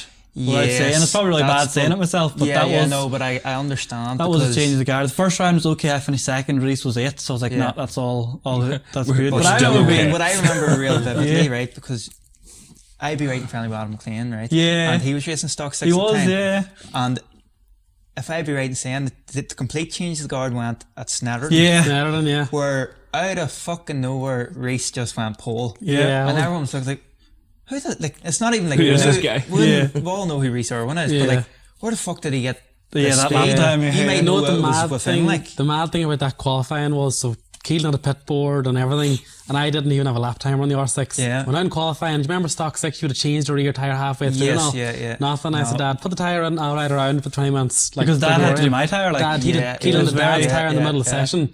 And I remember riding around on the 20 minutes, didn't come in. And I remember coming into pit lane going, I felt pretty good there. I was good. And then I remember Jack, I didn't know I was in pole. And I remember riding into pit lane and Jack Kennedy was riding for Tag at the time on the Yamaha Superbike. That's right, And he came out of the garage, he was giving me thumbs up, and I was like, geez, he's happy, I must have had a good run. And then I drive up past and Dad was going, and I was like, what do you mean won? And I rolled up and I've seen, I think it must have been maybe Ben Luxton second and Zach Cartwright third. I can't remember who it was. Yeah. And you had broke down or crashed or whatever. Yeah, like my battery terminal came loose in my outlap. Right. So I was parked at Snowden inside of turn 3. Laid up. And I was probably in bad enough form because at that stage I was like, I can win this. Second round 1 was really good, and I was really quick Friday. I'd have been quickest Friday. But to be fair, Rhys had a good Friday as well. To be fair, he was like 6, 7, so it was coming. Right, and Rhys, no new tyres on Friday. Yeah. Because of the financial implications of putting new tyres on the practice. Tyres actually cost money. And I obviously was like on my thing, so I had tyres and stuff. Charlotte and Galfie and everyone like was putting a big effort into me. And I remember like sitting watching, and I remember I still had my helmet on, being like, I've watched 20 minutes of this session, like, and Rhys is just like ripping here. And I remember walking up and I heard on the radio 69. And I think it was 99, which is Ben Luxton, and another number to pole, or to Park Fermi. And I said to the marshal, I was like, you don't have your time in there, who's on pole? And she said, oh, number 69. And I was like, really? But and mad as it sounds, I remember being like, I'd been from like the depth of depression to being like, that's unbelievable. That's class. You know? That's actually one thing that is like the most depressing thing ever. Yeah. Is see when you've crashed and you're laid up and you're watching TSL. Yeah. Watching your own session. Yeah. So I've done a wee bit as well. Like, I fucking watch more of my own sessions. But like that was the change. That was because I went on the Sunday. Like, and this is like, no one will know this because no one watched Stock 100 morning warm up. So I'm being like, right, I'll follow you out. We'll ride around together. And because I had like, this was going to be my year, and I was so desperate to like change the year in morning warm up of round 2, I ran in the back of Rhys last corner snowed and crashed. And then we should, and then the boys built the bike. Dad had mad stress because warm up was 9 o'clock. Race was 11. It used to be horrible. And that's the worst thing about stock 600. It was like and then first race, starting the back of the grid, and I passed a few people into turn 1 and got taken out in turn 2. And I was being like, oh no, oh my god! Watch the race. Rhys got in the podium second, and then went to Silverstone. Rhys won Silverstone. I crashed out of the lead at the time. Rhys went on to win the race. And then I just kind of, by the time we got left Silverstone, like I was like, oh, Rhys is going to be one of my main contenders now. And obviously he nearly won it. Chain broke and blah, blah, blah. And I finished 4th. But that was probably a fair statement. That was changing the guard then. Yeah. And Rhys went up yards and went from there. Was there not a wee bit of you? It was just... Nah, because we came from like being in Donegal and growing up between Donegal and Limerick, and going racing is just such a big thing and big input. And it's the only person in the world that wouldn't bother you. Like, and I remember like Rhys getting that yard ride, being like, that is unbelievable. That's like, just listening to you, even from the very start. Like, I don't know about you. Well, I do know about you, but if my wee brother went on like Rhys did, I'd be fucking raging. Yeah. I'd be feeling. But see, you're talking, even when you start talking about you, and we ask you a question about your career, it just all of a sudden goes to race. But race, it goes to race. The passion that you have for races racing nearly bypasses your passion for your own racing. Like, you're more happy for him. Been just like such a prominent figure, I guess, in my life. Like, we just probably spend 362 days a year with him. You know, like even now it's, and that never hasn't changed. And there will be a day where it won't be like that, I guess. But it's, and as well, like I'm quite like, I get tried with Rhys all the time. Like I see, like probably, how'd you put it? Like I've seen some of the stuff he can do. It's outrageous from being a young age. Like, you know, like it's, so that makes it a bit easier. And it'll be much worse for me at the end of my racing career to feel that Rhys didn't get to fully show what he could do. Right, okay. Yeah. You know, because I get to ride with him, so I know he's probably a step ahead of me. Yeah. You know, and don't get me wrong, I do lie in bed sometimes and be like, oh, I still have things I want to achieve. And in 2026, obviously, I'm like probably racing more in a full-time thing again. I'm looking forward to it, and a really good opportunity with Charlotte and everything. Brilliant. But like, yeah, in the house, like we've got a Superbike debut coming up, and that's going to be the big thing, you know. Yeah, that's all all the energy's going towards. Like, yeah, 100%. It's the change of the guard. The main change of the guard is when he got hurt in 23, and like Rhys went on to fight for that Supersport Championship that year, and I remember being like, flip me, like that's unbelievable. Yeah, you know that he can do that, and also in the garage with me though. For that was probably 2023, which I felt at the time made a big difference. Like a funny dynamic. Like your brother never raced, did he? He tried mini motos at Sprucefield one time, fell off, and that was it. Right, so he had a long and prominent career out He of did, it. he done really well. It is a funny one. 23 was probably the first year as well where I actually worked for Rhys, is the wrong word. Yeah. And I felt like I came in, my first weekend was, he had a crew chief, was between Kingy and my dad. They kind of shared that role. And I was mechanic as well and built the bike. And I was in the Astro team. And then I came in the first weekend. Rhys was going to Knockhill. He's always been brilliant around there and he won. And I remember being like, flip me, like we could do something really good here. Yeah. And so that was probably the first. See, hearing what Caolan's saying there, I get it a wee bit okay. And I want to ask, do you get it? Do you get nearly like a wee bit of brother guilt?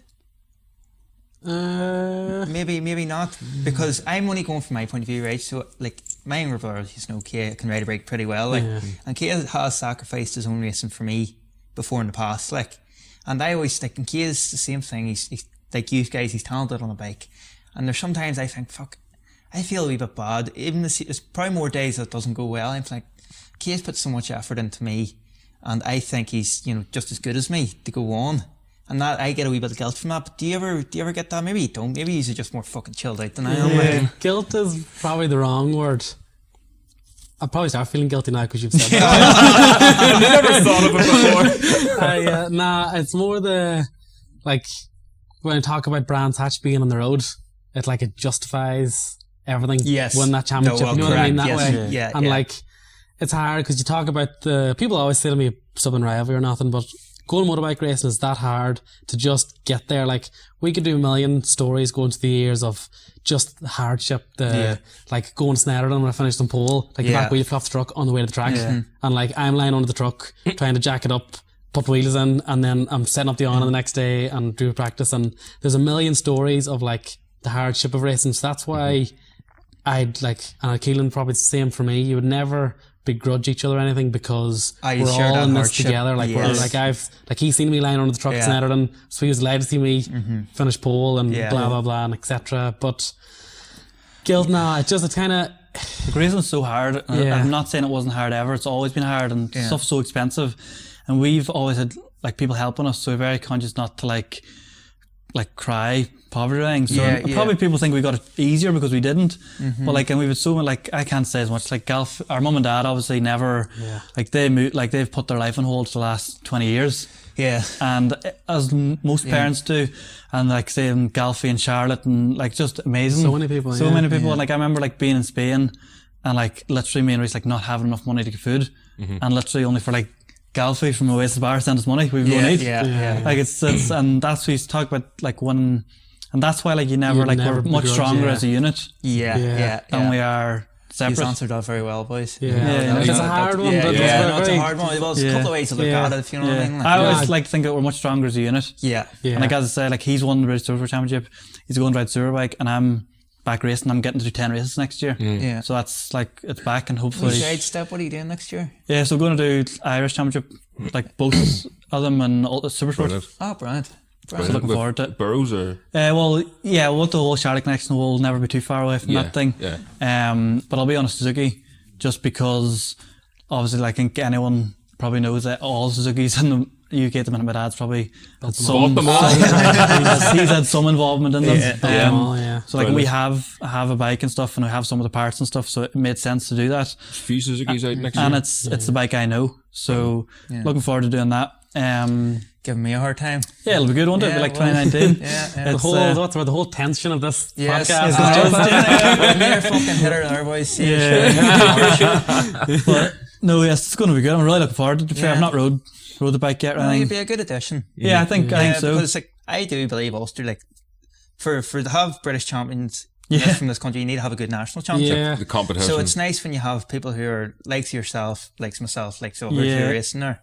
It is a good foundation. I have it good, yeah. It's one thing about racing at home is I always try, like, obviously Caolan's there, so I'm at all of them. Yeah. But like, I love to see it doing well. It's one thing I hate is when people, I know, probably not to get very political, but people always like giving out and complaining about racing stuff at home because, like, but have no alternatives. Yeah, we No, all love 100%. it. We all try and make it as good as we can. And I love going to support them. Every road race I can make it, I'll go to because I love going to them.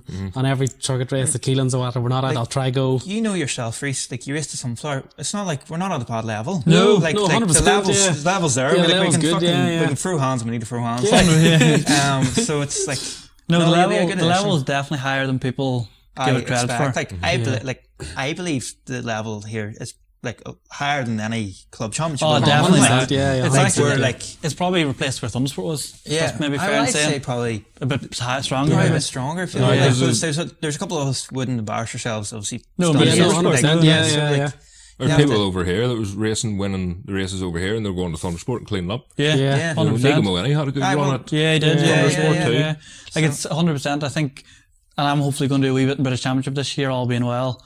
But it's like racing at home. It's like you know your way around Kirkstown. Like it's not many people are going to beat you around there. Yeah. Do you know what I mean? Like it's Yeah, no, like that's anyone fair who turns enough. up, like Yeah, you know. yeah. It's and that's good. That's what it's, Well, that's what it you has want, to be like like that. That's Yeah, why I yeah. liked. And see, I like, want it to be if good. Carl Phelps coming back. Yeah, Carl Phelps brilliant. won British Championship races. Yeah. Like yourself, British Yeah. Championship race winners. Johnny Campbell, Good like, level, a British rider, Cup, like, yeah. we had Andy Reid. We have and Luke Jones is coming back Yeah. to race Yeah. as well. So like we have there could be a potential of 5 or 6 No, 100%. BSB fucking blowouts or whatever you want to call them. Like, Yeah. has-beens. Going there, But still, like, all high level, yeah. Yeah, And but I all think high it's level, good. you know Yeah. yourself. If it's at a high level, it's good because, like, for your sponsors, for my sponsors, it's good because even for your sponsors, I'm sure like Winston and Jason enjoy it far more if you go to Kirkstone and have a really good race with someone in a battle and it's exciting and course. people talk to them about Yeah. it Mhm. rather You than wanna- winning by 10 seconds. Well, that's the thing. If, You know? if Jason Wentz McAdoo wanted to, like, I'm pretty sure if they wanted to buy, a Ninja 250 and I'd race that, I'm sure I'm probably win it. But it's not the Yeah. same thing. Want to No, be no. against whoever's the best in the Yeah, day. good people, yeah. If you know what I 100%. mean? I guess I think it can be really good. Yeah. As I say, me and Rhys talk about it loads of times. I hate when people are so negative about it because it is what it is. Yeah. It's like it's probably like we done a club race at the start of the year. I'll not name it in England, and it was way worse than any race we've been in here. Yeah. Do you know what I mean? Yeah. Yeah. It's like people have this notion that everything's way better, and you've been there. It's not that much better. No, like no, definitely not. BSB's different. It's like Professional series, like yeah. Rhys done World Supersport. I think BSB was ran better than it. Yeah. You know? Exactly. Yeah. Yeah. Yeah, so it's like you go to club racing in England, it's very similar. Like races are hard to run. It's normally volunteers, and I think it's good. I think championship will be good. Yeah. Like the Alan Gorman, Yeah, like he puts a lot of yeah. money in. Like that's There is teams there, like, who Yeah. are putting money, like Jason Winston, McCaw as well, yeah. Jason Yeah. McCaw, Winston McAdoo, A lot of money in SBT, it. Ireland. Yeah. Do you know what you Like- need them people to keep the whole thing You do. going, yeah. I think Okay. it's good. Like in the Magic Bullet thing, like John always, like Yes, with me but- being there, it's probably a bit of a yeah. representation. Like, there's no reason why it can't be, a prestigious national championship, because Yeah. it's the only national championship we have in this country. Like Yeah. Spanish Superbikes, ESBK is like no better, yeah, and like they've got Tito Rabat racing there. yeah, yeah. Yeah. You know, like Yeah. people have to race somewhere. Like Algie was saying the same thing, wasn't he? Yeah. Even back in Yeah, the day, yeah. it It's- was it's it was more of a track always race, think, like, the Sunflower is a good. I always like it happening because it shows the level that us guys are at. That It's we like are, proving yeah. that we're not a bunch of gimps. Yeah, yeah. If you know what I mean. yeah, no. It's fair. Like, I think that's fair enough to say. Like, and it's like, oh yeah, come over, because, well, apart from you fucking smoked me this week here. Like, and there's no harm in saying you that. saying Like, about pissing off 10 seconds in the lead. Yeah. Won't do any good. but you wouldn't see, like, as you say, you wouldn't see, like, World Superbikes going to the Spanish Championship, no. and like the Spanish Championship guys giving fucking Top Rack a No. hard time. Yeah, no. Where, That's like, true, if yeah. you like Eugene McManus came over, like, we were fit to run. Yeah, Yeah, yeah, yeah, had a yeah, race. yeah. And You know, Dan I Brooks. hope I'm yeah. not trying to No. fucking, like, Yeah, run no, masses no, here, no, like, no, And I like get it, Dan yeah. Brooks Dan is top Brooks, 10 yeah, stocked out. It's yeah, like so, it's nah, 100%. I think it's good. I think it's at a good level, especially like I didn't get to watch much Supersport this year, but I watched Superbike just the way the schedule was with my races, and Superbike was brilliant. Yeah. Loads of good Yeah. riders. Like I hope Mandello coming back will be good as well. It is back from what I hear, which is Yeah, nice. yeah. I'll be there as You won't be always. going down that, will you? Probably not, to be honest with you. But it's a crime and shame that it can't be like the both. Part of the championship. Yeah, that's like one powerhouse instead of these two. Yeah, because that's one discussion that it's obviously way too big and way too long to get into here. Yeah, we can do a But, podcast on ourselves about that, the pros and But cons. just like off the top, if like the Mondello Championship, I used to look at it and go look, and there could be 4 or 5 front runners in Supersport Superbike that are going hard and fair play to them. And then you go to the Ulster Superbike Championship and there's 4, 5, 6, maybe a few more boys front of it going hard. And I go, they're 2 good championships. See if you made that into one, it would be unbelievable championship. And if you had like Mondello's prize money and running up north and you know, a wee bit of what they do down south. Yeah, would literally, If you are listening, fucking stop it. When they did do that, it was the Irish. Yeah, when you Superbike would have raced, it Championship. was like that, wasn't Yeah, it? yeah. It's only Racing down pretty south. recent, to be fair. Yeah, it wasn't that I long. suppose Jesus it is, Christ. like, but it only The a time. tyre rule caused it originally. The Dunlop That's tyre right. rule. And But even, like, Mondello hindsight, wanted to that's even use stupid, Pirelli, like- didn't they, or something? No, Yeah. Dunlop sure went like a Dunlop. Dunlop's eye. But like, what's like? My opinion on that is, if there's a tyre rule that benefits the riders, it's a no-brainer. Yeah. Because every rider, if they're all on the same tyres, what does it matter? Yeah, what does it matter? Yeah, what does it Do you know what I'm matter? saying? Like, Yeah. if like I black on the right. done a few of those races when I was racing Pirellis at British Championship, and you go down the first few sessions, you're like, oh, it's a bit weird, but you get used to them, and everyone's on them. Yeah. Like, I wasn't racing someone else on Pirellis. Yeah. So it doesn't really matter. Like, Yeah, they're not actually any worse. It's just different. yeah, if Yeah, like just if different. Dunlop Just came in different, and says like, we're going to put money in and we earn a bit more, the riders earn a bit more money, prize money. Or even bring the price down of the tires. Yeah, so Yeah. I'm all First place, for yeah, it. benefits Honestly, everyone, maybe it's controversial, but I think Yeah. Like Bridgestone did. yeah, back in the Bridgestone day. again. Yeah. They could do that again. I wouldn't mind. What we're gonna do? We're gonna clip this part of the podcast, right? And we're gonna fire like an anonymous email somewhere. I do- faces and fucking voices. But I am very conscious that I wouldn't want anyone else's job, and every one of those Yeah. organisers has their own that, thing to be fair, like Yeah. that's to under- we're to- not slavering about Yeah, that. no, we're I- just I- voicing our own opinions. yeah. I think it's brilliant. I Yeah. think they both do a really good job in their own right, to be But honest. if they came together, it would be Yeah, amazing. Yeah. it would be amazing. Just for a championship, like I still call it the Irish Championship. Yeah. It's probably not politically correct, but like when someone I- asks me, that's you what I'm know, doing, you know? Yeah. It'd be nicer if the title of it was like now if you're Irish champion. Yeah, it would, Ulster yeah. champion's fine, but it's not like it's No. it's not a political Yeah, thing. yeah. Like it's not saying No, you want to be no. an Ulster champion. You know, Yeah. all Ireland tends do to it, mean the kind of yeah. Ireland. You know what I mean? Yeah. Without some shit. Yeah. It's very, as I was saying a minute ago, it's like it's a very political, like Yeah. We're That's- dancing about it. Like, Yeah. Tiptoeing. yeah, no, it's, but one main point is just that I like try and support the race at home as much as we can. Yeah. Like it's brilliant. We've only got, you know, the whatever race we have at home, and I just hate people bashing it. So Yeah. the better it can be, the better. Yeah. And Yeah, like I the thank races everyone, I I was thank at this everyone that does the work at them. Yeah. Because without them, we'd be hammered. So thanks to everyone that does it. And look, it's Yeah. I wouldn't want anyone's job. Well, that's more of an excuse for you to come to Easter weekend then. Yeah. Make an effort. He must have heard the rumour. Right. So I think we'll go to about 2021 then. So that's when you kind of went to like stock 1,000 route, didn't you? Yeah, I done like 3 or 4 tests just. Yeah, and then you got the McAdams. Yeah, I Happy went Hour ride. Happy Yard, yeah. That's kind of when we kind of started racing together and kind of butting heads. So I know a lot about this. You swapped Kinda- me for him just. Yeah, I swapped an Irwin for a different Irwin. You're like Christ another one. Here we go. Yeah, for fuck's sake. Yeah. That year was good because obviously, as we've sort of covered today, that's going to be the hardest podcast in the world of people. We keep going off on Yeah, tangents, yeah. but But that's what people like to hear. Yeah, I think it's we, Mix it up.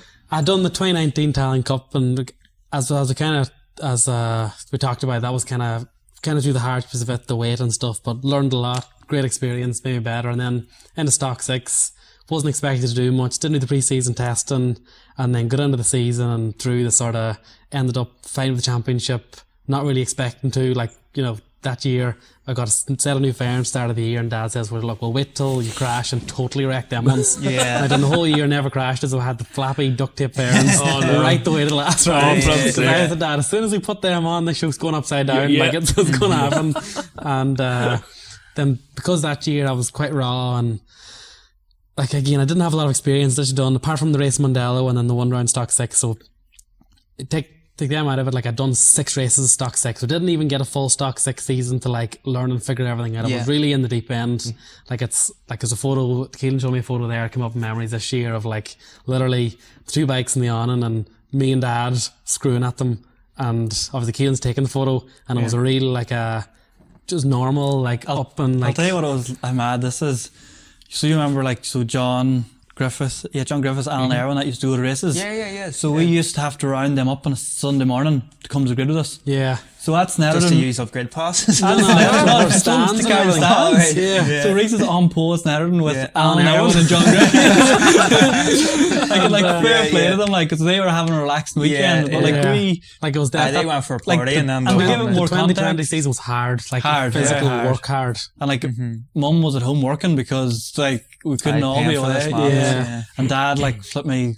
It was tough, but Rhys had a great year, almost won the championship. Yeah, so that year went on. Obviously, I sort of spoke to Robin and stuff during the year, and I think he kind of respected how hard it was and how inexperienced stuff it was, and kind of, you know how it is, you kind of go through the season, and again, I'm worried about Stock 6 Championship, and then speaking with him and all that stuff, and then funny enough story, like the on truck that year used to have to be slid like under the, like along the chassis of the truck, and if you imagine the old truck, like it wasn't exactly, it wasn't an RS, it was, it was a 7.5 ton rail truck. Like, I used to try to sell that for 4 years.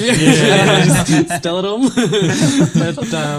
But like I used to have to go in under and ratchet strap the awning poles, because obviously that's just the way it was. I had to ratchet strap the awning poles, and I remember I spoke to him a few times, and my chain broke on the Saturday race at Brands Hatch, so I was back to maybe 16th or wherever it was in the grid for the Sunday. Won the race from 16th to grid Sunday, ended up second by whatever points. You know, another British Championship finished second, and not dwell on that one either. And I remember that there, me ratchet strapping, straps up under, and under the truck was black tar, you know, mud horrible. And I remember I seen Robin pull up in the scooter, and obviously had a few conversations and whatever, and crawled out from underneath the truck, and he was like, oh, you know, we'll go for next year, you know, we'll get it all sorted. Basically, like, you know, go on ahead, we'll do this. And I remember I had them dirty hands. I was like, oh, thank you. Couldn't believe it. Delighted. And, but really, that was an unbelievable year, that 2021 with Robin, because you sort of stepping into my first time in like a team like that, with bikes like that. And like I had really went from like the deep end, and I didn't have a lot of experience going into. So as much as that year was brilliant, learning experience and everything, I really didn't have a lot of experience going into that. So I had to learn a lot in a short period of time. And I felt that year I had a couple of really good flashes where I was good. Like I had, you know, a few podiums, broke lap record Silverstone, a couple of front rows. Again, a few days that I wasn't that popular, or had a few mistakes and stuff, we'll say. And I want to talk about it, please. Talk about it. Thankful. That's why I got you. I'm just going to hear the really clear. Dad, to be fair, I can't. It was just racing, wasn't it? It was just racing. just racing. Just racing. Me and Rhys came together in Open Park one year. Right. Or 2021. 2021, He was looking for the same spot I was looking. And I ended up in the hay bales. That's Now, who was in front of who? As I vividly remember, somewhere in the middle of somewhere I was here, Rhys was here, and then Rhys was there, and I was here. Right. But that's the one thing with British Championship people don't realise. See, when you're in 8th place battling with the boy for 7th, it is mad, isn't it? It's cutthroat, like, it's you died for the 7th day. Because to be fair, you're probably both riding two bikes. You'll be like, if I want to ride this bike next year, I cannot be in 8th place. That's the thing. That's the problem. I was obviously going through a tricky enough time. Rhys was probably doing what he needs to be doing, like, and then I think the position I was in at the time, you know what I mean? And I remember going over to Rhys, and I don't know what I said or how I said, but it started to get a wee bit rowdy. Like, good. It's all part of growing up. It's all part of growing up. It's all part of growing up, and Big I even had to be involved. No, but we're chill now. We're chill. Yeah, we're chill now. Again, one of them things. You go through years racing. Do you know what a great example is? And that 2021 year for me anyway was one of them. Was every year racing you have the highs and the lows, and you have to manage that. And some years you have more highs, and other years you have more lows. And I think the more years you race, the better you are at like managing the high to the low, back to the high. You don't let it become this mad thing. And I'd say in that 21 year, I went from, because obviously I had. Well, the week before that was pole and double podium. The pole and double podium at Silverstone, right. Yes. and through this British Talent Cup, like I rode them bikes well, and I was good.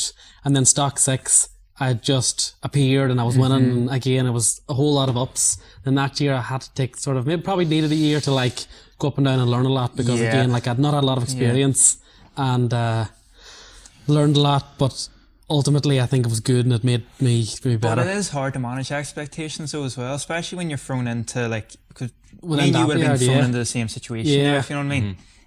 Where you kind of, you feel like you have to prove yourself. Yeah. And you feel like you want to keep your ride for the next year, and you feel like you have to ride out of your skin. Yeah. And That's why it's stressful. It is well stressful. The biggest thing I always look back at that year and think there was definitely stuff.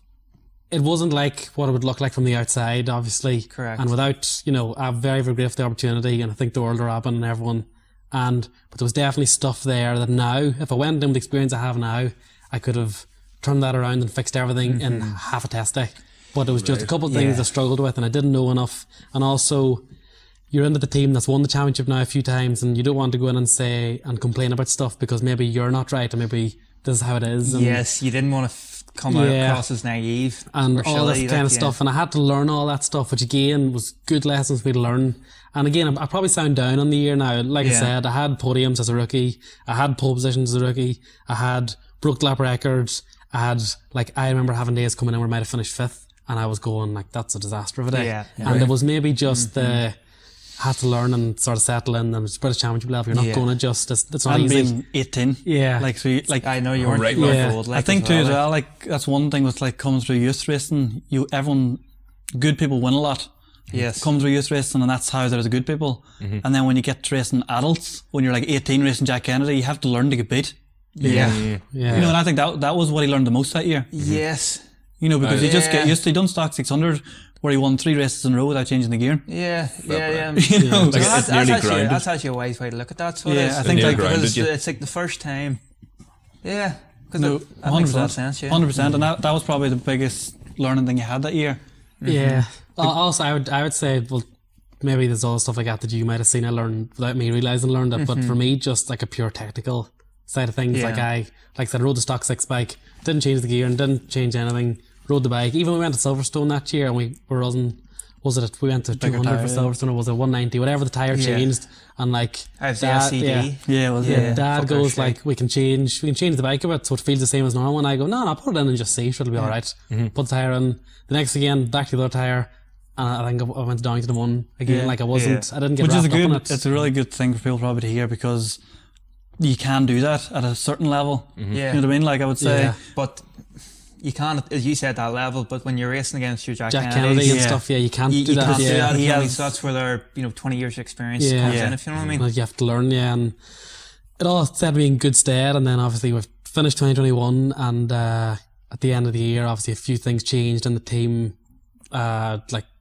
say the economics of the team, and then another rider came in and blah blah, and that's just the way that goes without getting into anything. And then I was very fortunate that year that I actually the following year got picked up by Astro, who used to help Caolan in stock 6 to go ride a Triumph for them. They got like the official Triumph thing, That's right. So I remember like I was the official Triumph rider that year from Yamaha, which was a brilliant opportunity and good, but again it was hard because I felt like I'd done my year learning and I was ready to you're ready to attack. Yeah, I was ready to go now. And then that year, this is one thing I know we're probably going to get into the next generation Supersport conversation at some point, and it's a podcast in itself, but it was probably the first year, maybe the second year of it, but really early on in it.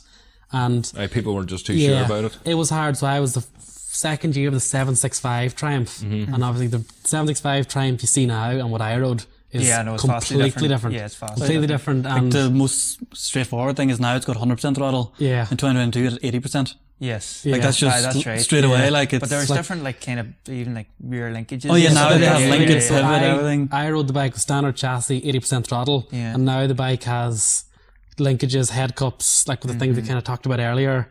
And that's just it looked like and more power than what I had. So all year I'm banging my head up against the wall, and I'm like, it's at the time you don't really think you're doing a good job because you just look and go, I'm after finishing 5th there. This is dreadful. My whole world's going to end. I'm not going to get a ride, and I'll be finished this time next year. But really, I was doing a good job, and probably another year that I didn't really get the fruits of it.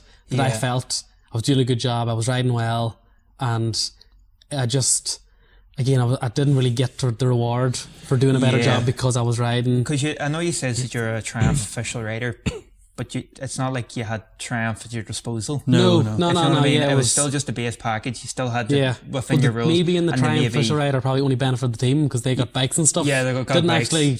But you weren't even like you weren't saying with different linkages and stuff. No, it's not like that. It's not like that. It's not like that. I do remember that struggle because. I still doing a wee bit of racing. You did again, the GP2, wasn't it? Yeah. GP2, and I just remember seeing, it was only knockhill every time I kind of really seen you, like, and it just looked like hard. It was horrible, yeah. And like, you I'm see not, the rear end shattering, and you I'm not bashing it because I'm sure now with the upgrades, the bike's brilliant. I've rode against it this year, and the bike was brilliant. But like that year, you'll see it knockhill, like on the way into every corner, the back of the bike would just bounce up and down off the ground, and no matter what I did, we couldn't stop it. And that like there, it was, do you know, like a physical bike to ride? Yeah. Because I could see, like, you were off the start, and then you could just see it just takes energy out of you. Yeah, it's so hard. And you can just catch you in. Yeah, and like that there rear, I didn't even call it chatter because a chatter is like a vibration. This was a rear shuddering, back tire bouncing off the ground. And the worst, the worst, We'll cut that.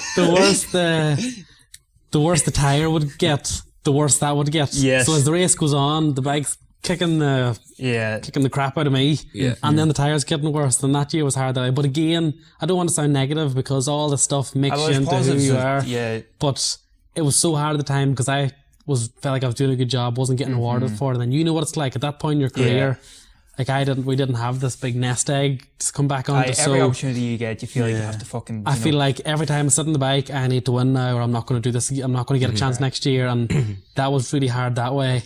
And again, through that 22 year, I put the bike on podium twice, I think, and I had qualified in the front row a few times, and like I had good races. Snetterton was a really good race until I had a similar situation with Brad Peary. And common denominator. I might fucking get Brad Peary on next time. But again, look, it's all. And then another hard year that I felt like the first year I had to learn. The second year I felt like I was in a position to do good, but I didn't have maybe the tools. And then that's why at the end of that year, sort of the Astro guys were keen to keep me, and Stu and the boys, they really wanted to keep me. And he says, well, what don't you do? And I says, I don't want to ride that Triumph again. Like my mental health, I couldn't. I love motorbike racing, but it's the most soul destroying thing ever. Like just trying to say, if you can do anything with the bike, like I'm happy, keep going and stuff. And I want, like at this point, I asked, I never won a British Championship, never won a British Championship race. And I says, like, I want to be the man to win his British Championship. Yeah. Like, but we need to do something else. And he says, well, actually Shane Richardson now, bless him, he said that, well, what about doing the Suzuki thing for the 750s? Because obviously the Triumph thing, there's obviously more goes on behind the scenes with economics and everything I didn't want to know about. And that's how the Suzuki thing came about. Yes. And then obviously we kind of got into it before. They were like, right, okay, we'll build Suzukis. And I says, yeah, no bother, I'll do that. But go for the Suzukis.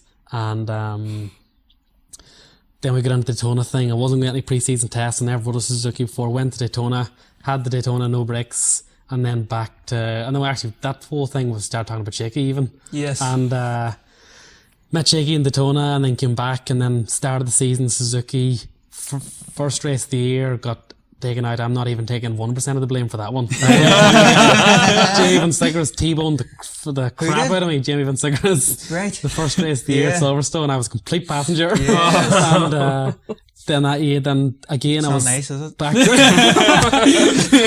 I was back in the third row or something for the Sunday race. And bear in mind, like, Daytona somewhat of a testing weekend. Silverstone, everything was still very raw with the Suzuki. Like again, like that, I'd built the bike with a team or whatever, and we're all still learning. Still changing big things. Still figuring stuff out, like, because there hadn't been a Suzuki in Supersport probably since Sealy in 2011. Yeah, I suppose. And still figuring the bike out, and with the electronics as well. The Mechatronic's not simple. The Mechatronic is really, like, it's quite a difficult system complex, to figure out. Yeah, so. And then again, second or third row because I got taken out in the first lap. And that race, I ended up battling for the win with Lee Johnson in Silverstone. He passed me on the last lap in the last corner, and I finished in second. Yes. But again, whether I won or not, that was a massive relief because I had this year, 2022, where I got I keep going to swear. I don't want to swear on the. You're all right. Keep getting the shit kicked out of me by the Triumph, and then literally first race I finished Suzuki, was in podium, battle for the win. Yeah, I remember seeing the Suzuki for the first time. That year again. Went to Olden Park, which is a tough track. I think got a fourth and a fifth, but only 2 seconds off the win. So I was like, we're still good. Went to Donington, had a bit of little bad luck at Donington, crashed in qualifying, missed the first race, back to good race 2, blah, blah, blah, keeps going that way.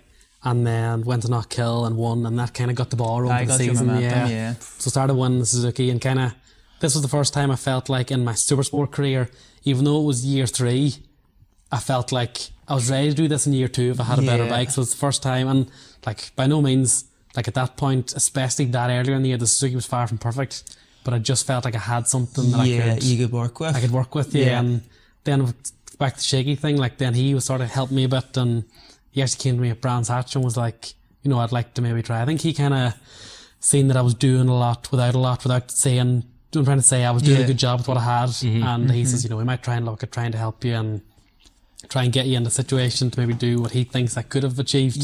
And he spoke to me at Brands Hatch, then I won at Brands Hatch on the Sunday, and then pretty much from then he was looking at me to finish the other question you asked me probably an hour ago. But what do you think, like, just going off pure outside looking in and looking at statistics, it looked like when you hopped on Suzuki just gelled with you.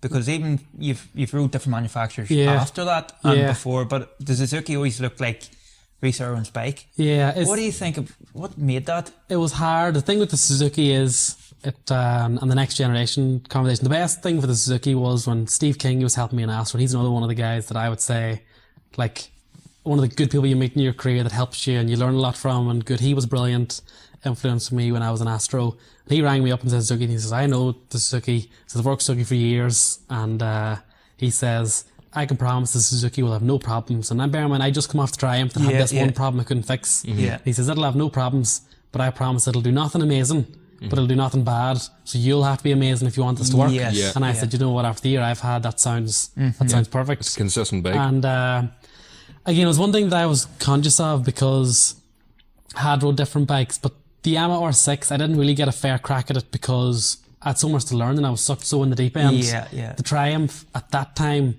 just wasn't a competitive, you know, you'd say, what's the word, like a package with everything together. And then the Suzuki just was the most competitive, most consistent thing I'd got on at that point. So I had a good year that year, had won a good few races and was kind of in the championship fight. And then there's a couple of other things, I don't know, Richard Cooper, he took me out at Olton and then broke the exhaust bracket, the exhaust, same exhaust and back on, and then the exhaust fell off in the next race, and a couple of things that kind of spiraled. And then again, I'm still getting used to this managing the highs and the lows, and that kind of went away from me a bit at the end of the year, but I felt like I'd showed what I could do on the Suzuki, but I still felt like there was a lot more in the Suzuki than what maybe we were getting out of it at the time. And the end of that year, the decision was, I kind of had, you know, it's like you've won a few races and the people want to chat to you, and it goes good that year, and I had Shaky helping me, and we ended up deciding to go back with Astro again. Goes back to the old thing. I wanted to be the person, like I won them the first British Championship race in 2023, and it was 2023 was brilliant that way. Like I'd done the World Supersport wildcard and stuff with Astro, and again I got points in World Supersport wildcard, so Astro got the first British Championship win, the first World Championship points. I felt like I had rewarded them is way too strong a word. They gave me an opportunity, and I had justified them giving me the opportunity. I'd proved that I was worth taking a punt on me, and and it was brilliant that year. I remember coming in at Knockhill and the boys were all crying, it meant so much to them. And down to World Supersport again, I remember coming in, like I'd finished 15th or 14th, 15th, got my points, and like coming into Park Ferme, into like the Ben Wilson said the bum Park Ferme, the bottom one, not the podium one, the lower one, and like the boys all crying, and like Adrian Huertas had finished 10th, and he was throwing swears into the boys to beat the band, and I like my boys were all delighted, and that was special that way because, like I said, my first chance at Supersport where I felt like I had shown people that I was good enough for it. And then went back in 2024 with Astro because I wanted to win them the championship and write the stuff that maybe wasn't right at the end of the year, but without getting into it, there was a couple of things that maybe changed, and then of the stuff changed that maybe was supposed to be fixed and wasn't fixed, and then the situation was probably worse. And then after a couple of rounds, the opportunity to go to Gearlink came, and then yes, that's right. But they tried at the end of 23. Yeah, they tried at the end of 2023 as well. And to be fair, back to the Stay Shaky thing, at the end of 23, to be honest, I had like other opportunities, and I had a Superbike opportunity that I actually, by the time we all kind of sat down with Shaky and everything, and he said, look, I don't think this is the right thing for you now. And now looking back on it, whatever years later, I have no regrets about it. But that was maybe a good thing about how he helps me, because are you allowed to say who it was with? No, we're not. That's the problem. Not worth it. It's not worth it. To be honest, I personally probably would have done it.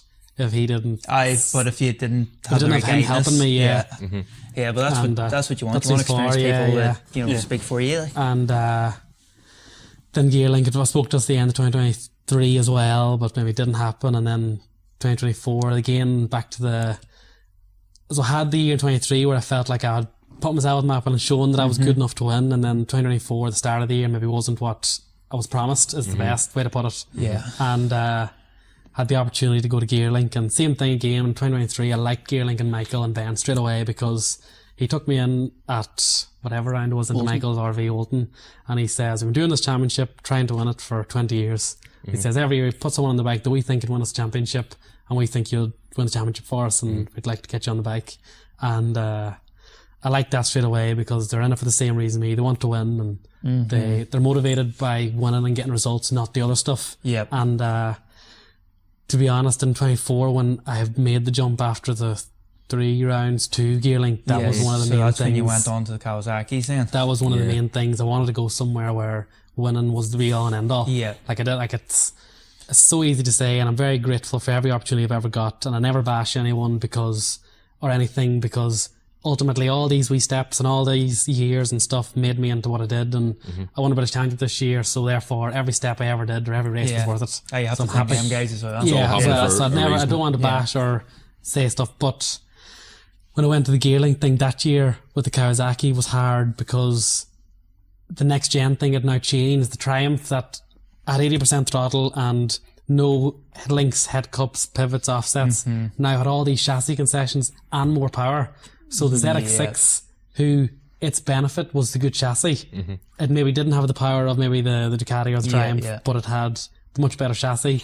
Well, now the Ducati and the Triumph chassis was every bit as good because they could make it as good, and it was down the power. Yes. I think as well the 636 was out, and organisers I can speak, they maybe didn't want the ZX6 in it a whole lot more. There was the 600 Irish. Yeah, they want the newest and freshest stuff. So like the ZX6 had like 700 revs less than the Honda 600, and the ZX6 wasn't allowed a kit generator, and the Honda did. Yeah, so they were trying to. Gearlink were in an uphill battle. It was an uphill battle, but and through that year, again, back to another year where back to another situation where I felt like I was doing a good job. Like I'd went to tracks where I was like the fastest Gearlink rider ever in a ZX6. And like Olden Park, like again, Gearlink guys would have had the fastest ZX6 lap times at most tracks in Olden Park. Ben's like, that's the fastest anyone's ever went. Like you can't do any more. And I was fifth on the grid. It was hard that way because again, another year where I felt like 22, where I felt like I was doing a good job and I was riding as well as I could do. But maybe not getting the fruits of it. Yeah. And then at the end of that year, obviously Gearlink Kawasaki was retiring, and Michael says, "Well, look, we want to hold on to you and keep you." And he says, but basically the Gearlink Kawasaki team was finishing, and he says, "Well, what about if we built you a Suzuki, ran a one bike team, streamlined everything, and done one bike really good and give you a chance to win the championship?" And same thing for them. They'd done the 20 years trying to win the championship. Have one last crack at it with me. That says a lot for Gearlink and themselves because, for them to be with Kawasaki for 20 years, right?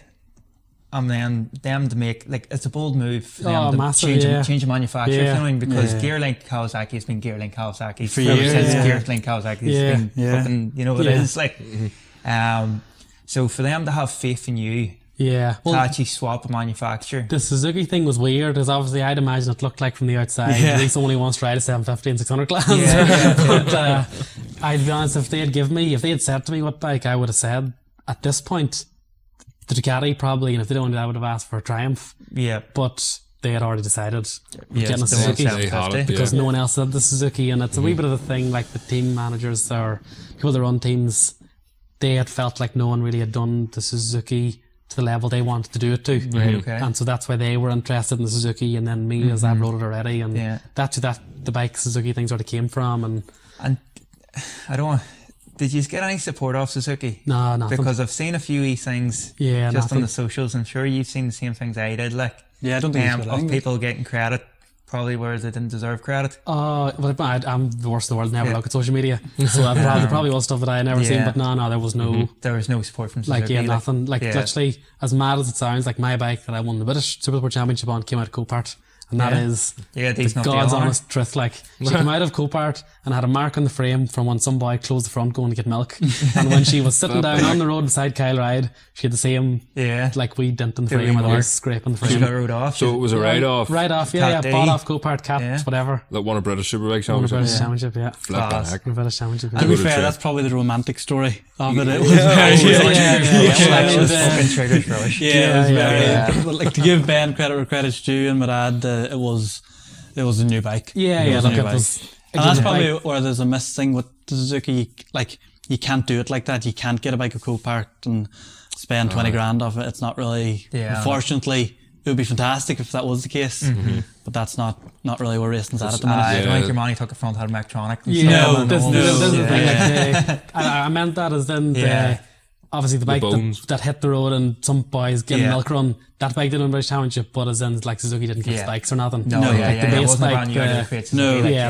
They started with a bike from Copart and then obviously invested a lot of money and done a lot of stuff to make it into the bike that I ended up rolling out on, which was obviously very different. The thing with the GearLink and them retiring and stuff, when they announced the retirement, did they already know that they were going to streamline everything and give you a chance at it? Yeah. They did, right, okay. I think there was a wee bit of time after it. It was a little bit of the GearLink Kawasaki was retiring, but that's the thing. There wasn't as much as they say GearLink, and it was GearLink and Ben and all. It was actually Ben was now taking complete run of the team now, and he was controlling everything. Right. And now, as much as Ben controlled everything in the original Kawasaki GearLink for the last couple of years, but the Suzuki was sole him, and then Michael was coming on, so you could say the sponsor. It looked more like GearLink Kawasaki, announced retirement, but it was letting the tag slip away, if you know what I mean. Yeah, there was a bit of that, So you get rid of the whole infrastructure and stuff, and then it was like Ben Wilson's nearly team with Michael supporting. And to be honest, to be fair, that really probably more so was the way it was, because like my bike,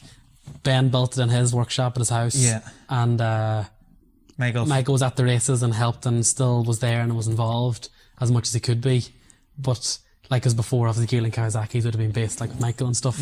And And do you think coming into like 2025, do you think did you put more pressure on yourself? Because we were obviously in the year 5 of Supersport, and like that's why I was saying a couple of probably an hour ago, I says, do you think like this year was probably a big year for you in terms of? It's hard. Like I said to you earlier, I wouldn't get on the boat in Holyhead if I didn't think I could win. But it is hard. I've had the 2023 year where I've showed I can win, and I've had then the 2024 year where you go, it's kind of like a 2022 where you go from like being right to get another year where I feel like I wasn't really getting rewarded for doing a good job. Even though I was doing a good job, I wasn't getting the trophies and the reward from it. And then also when I'd raced 750 in 2023, this was before the chassis concessions and stuff. And then the chassis concessions changed, and I probably haven't said this to you, but going into that, I was a wee bit in my head going, well, like this year, the highest up Suzuki, I think, finished 12th in the championship when I was riding ZX6. So I was like, I hope the Suzuki is capable of winning races and all. And I had no doubt the boys would give me the best Suzuki possible.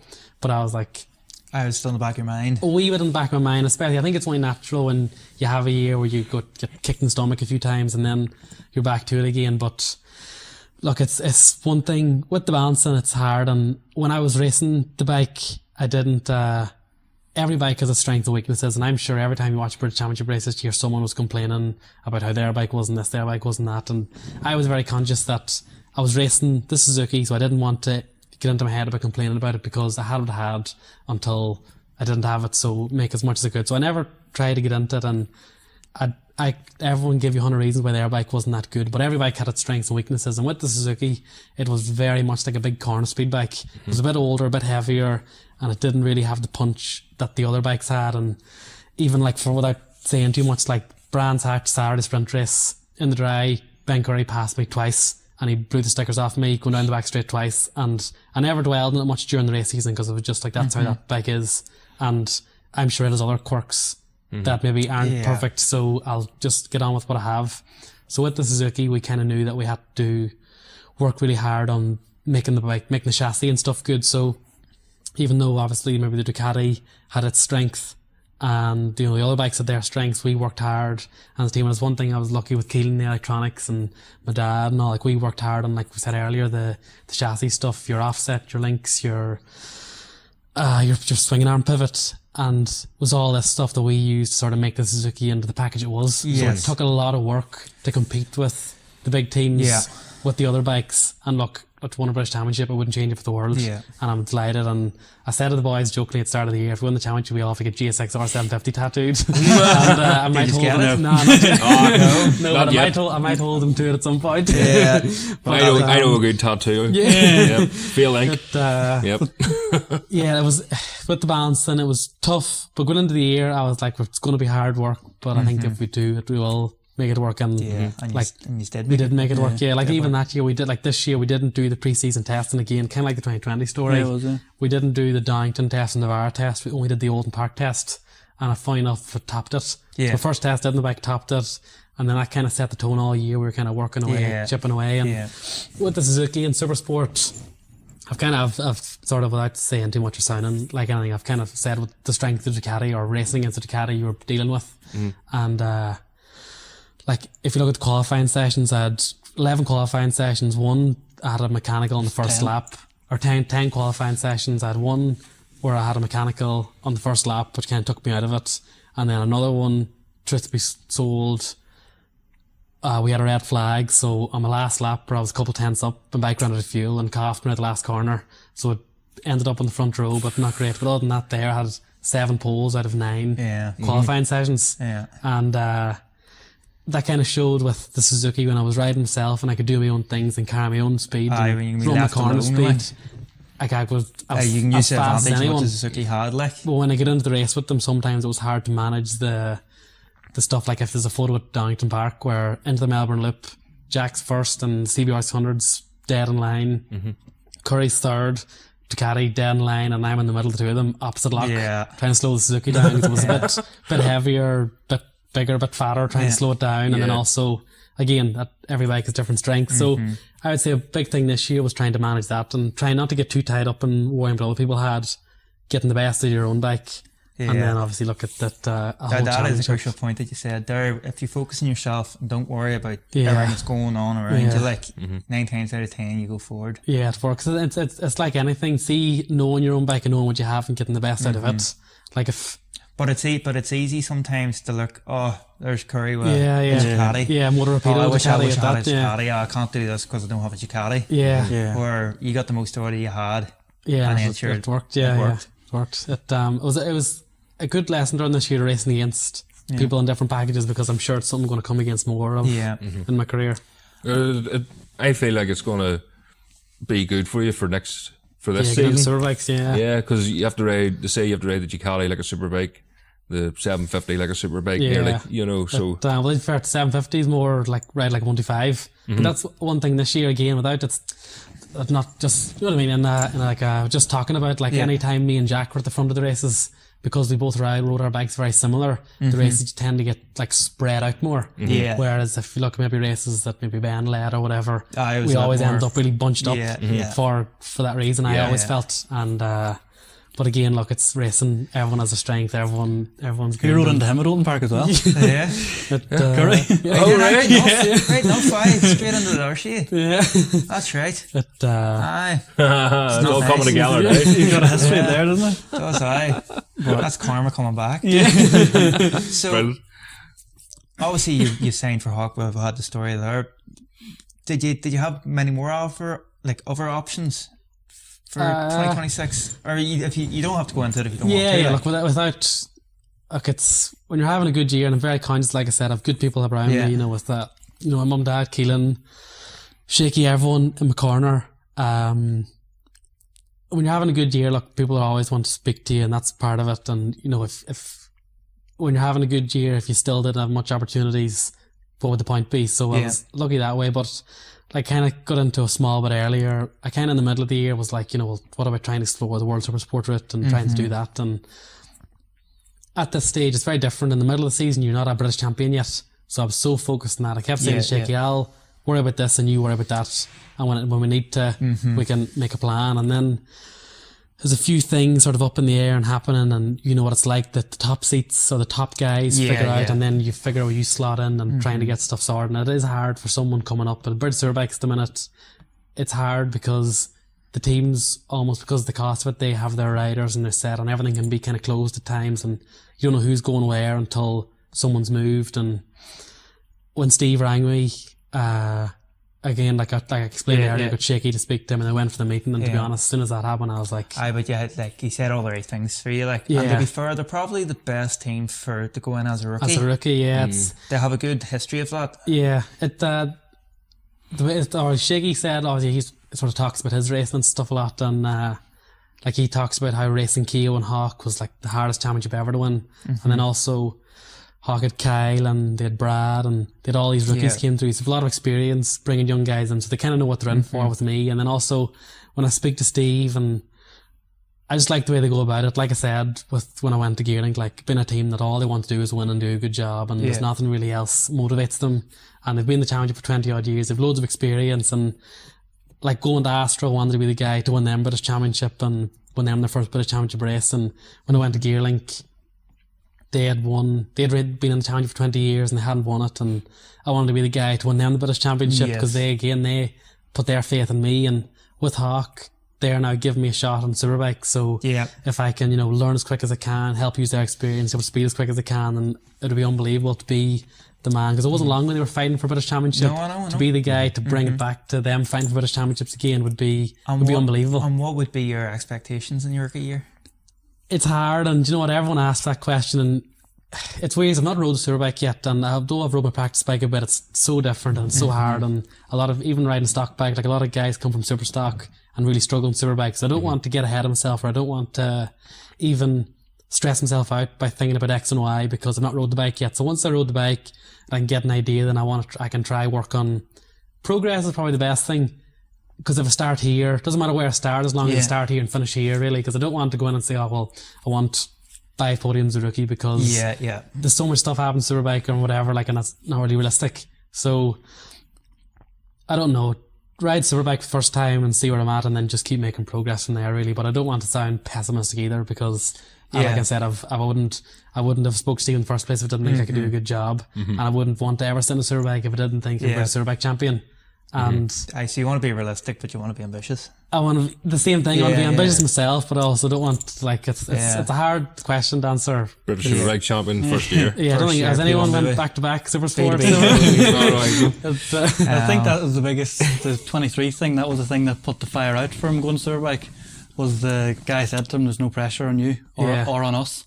Right. And Rhys said, "What good's that?" I can't remember. I can't remember the exact quote, but basically we said results aren't important. Yeah, so I remember being like, sure, that's what's the point, right? Then what's the money being spent on that? There's a lot of things move. I think like with Hawk and Steve, maybe he was saying it for the right reasons, because he didn't want me to think that he was coming.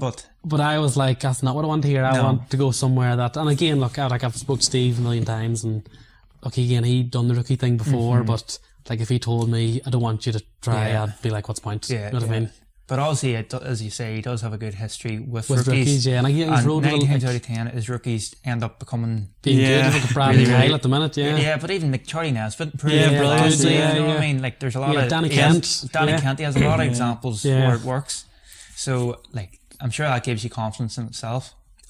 Exactly like I said, when I spoke to Steve, just how he was as a person, and like you'll know as well, you've raced, like, we've all raced, you speak to people, and sometimes you speak to people and they're talking about stuff, and like you don't take a lot of confidence what they're saying, whereas when you speak to Steve to the way, like, I take a lot of confidence saying, I understand what he's saying, and all that stuff. And look, I've had not many, I've only been speaking to him for a couple months, whatever, but all that stuff so far seems to be exactly what he's to the point sort of guy. Like, he's instilled a bit of trust in you. Yeah, straight away. Have you got any role for Rhys this year? Yeah, I'll be back in again.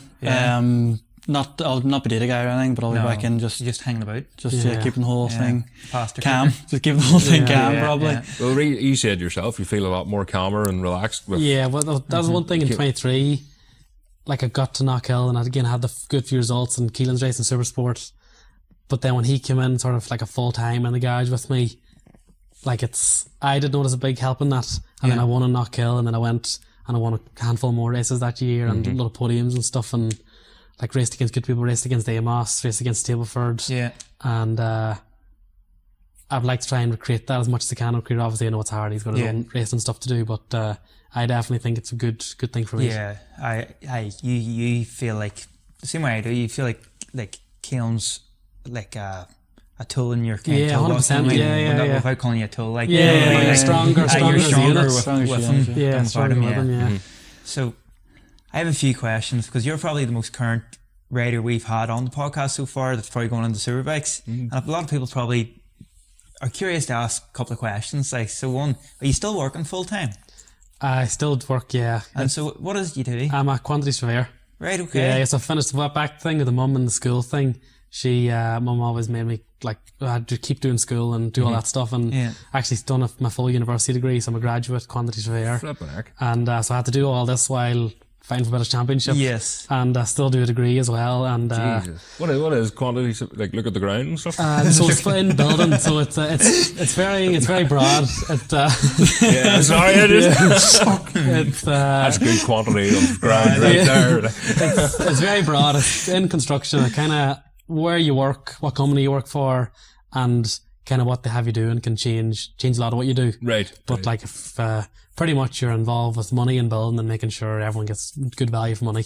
Right. No one's getting ripped off. And my job, good no one's getting ripped materials off. and stuff like that. Even just value for money, like, pricing stuff, making sure you get what you pay for, and just the easiest way to describe it without getting too technical is money and It's basically like you buy 10 bricks and making sure everyone's making money and no one's getting ripped off. Yeah. These are both quantity surveyors, aren't you? Yeah.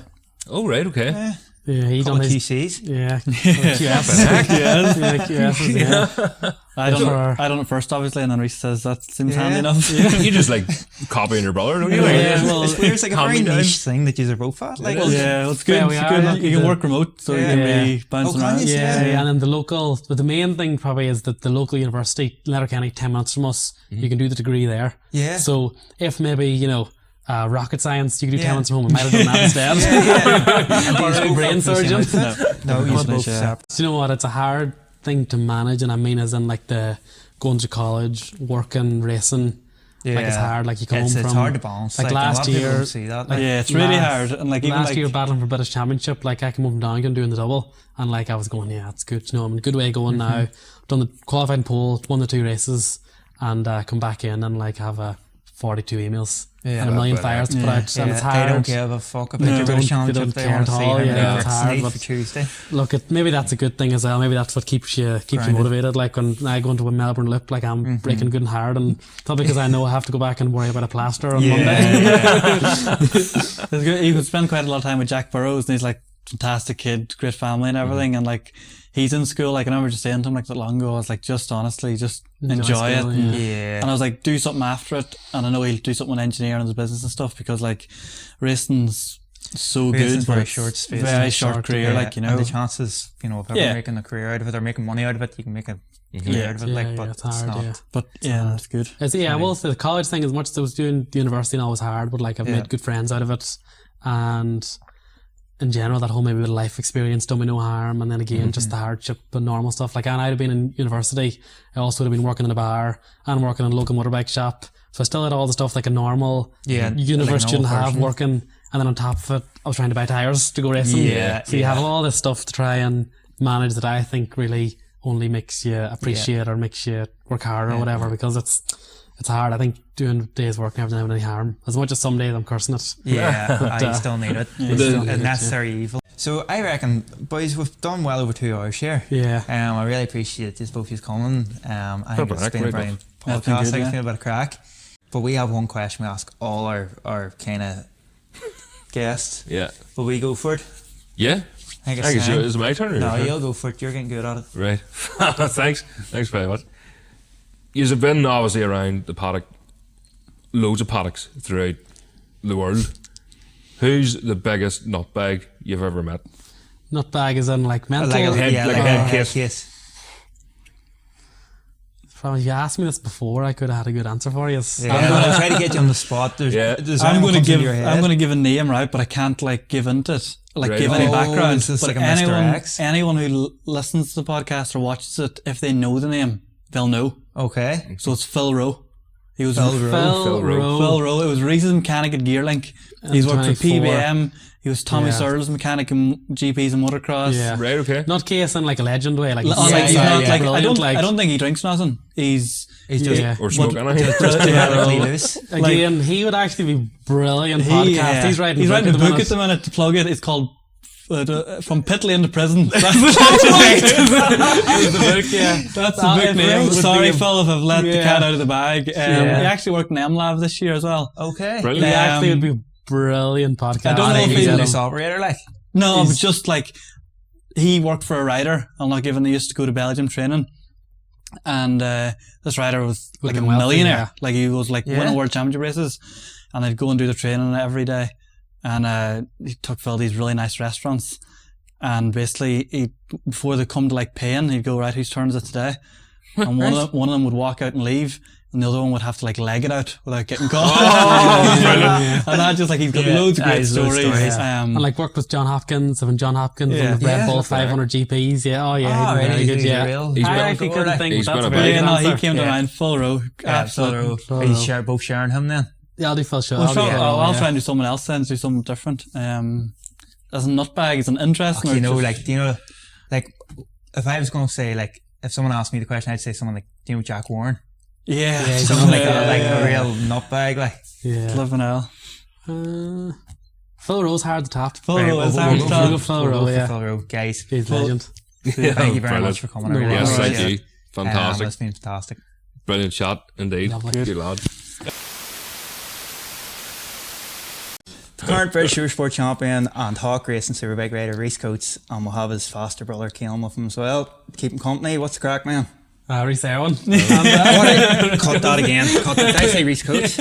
So Rhys Irwin, what's the crack, yous, man? Not too bad. Just normal. Take a day off to meet the boys. Have a chat. I've made a balls that now. We'll just keep going. Go back there.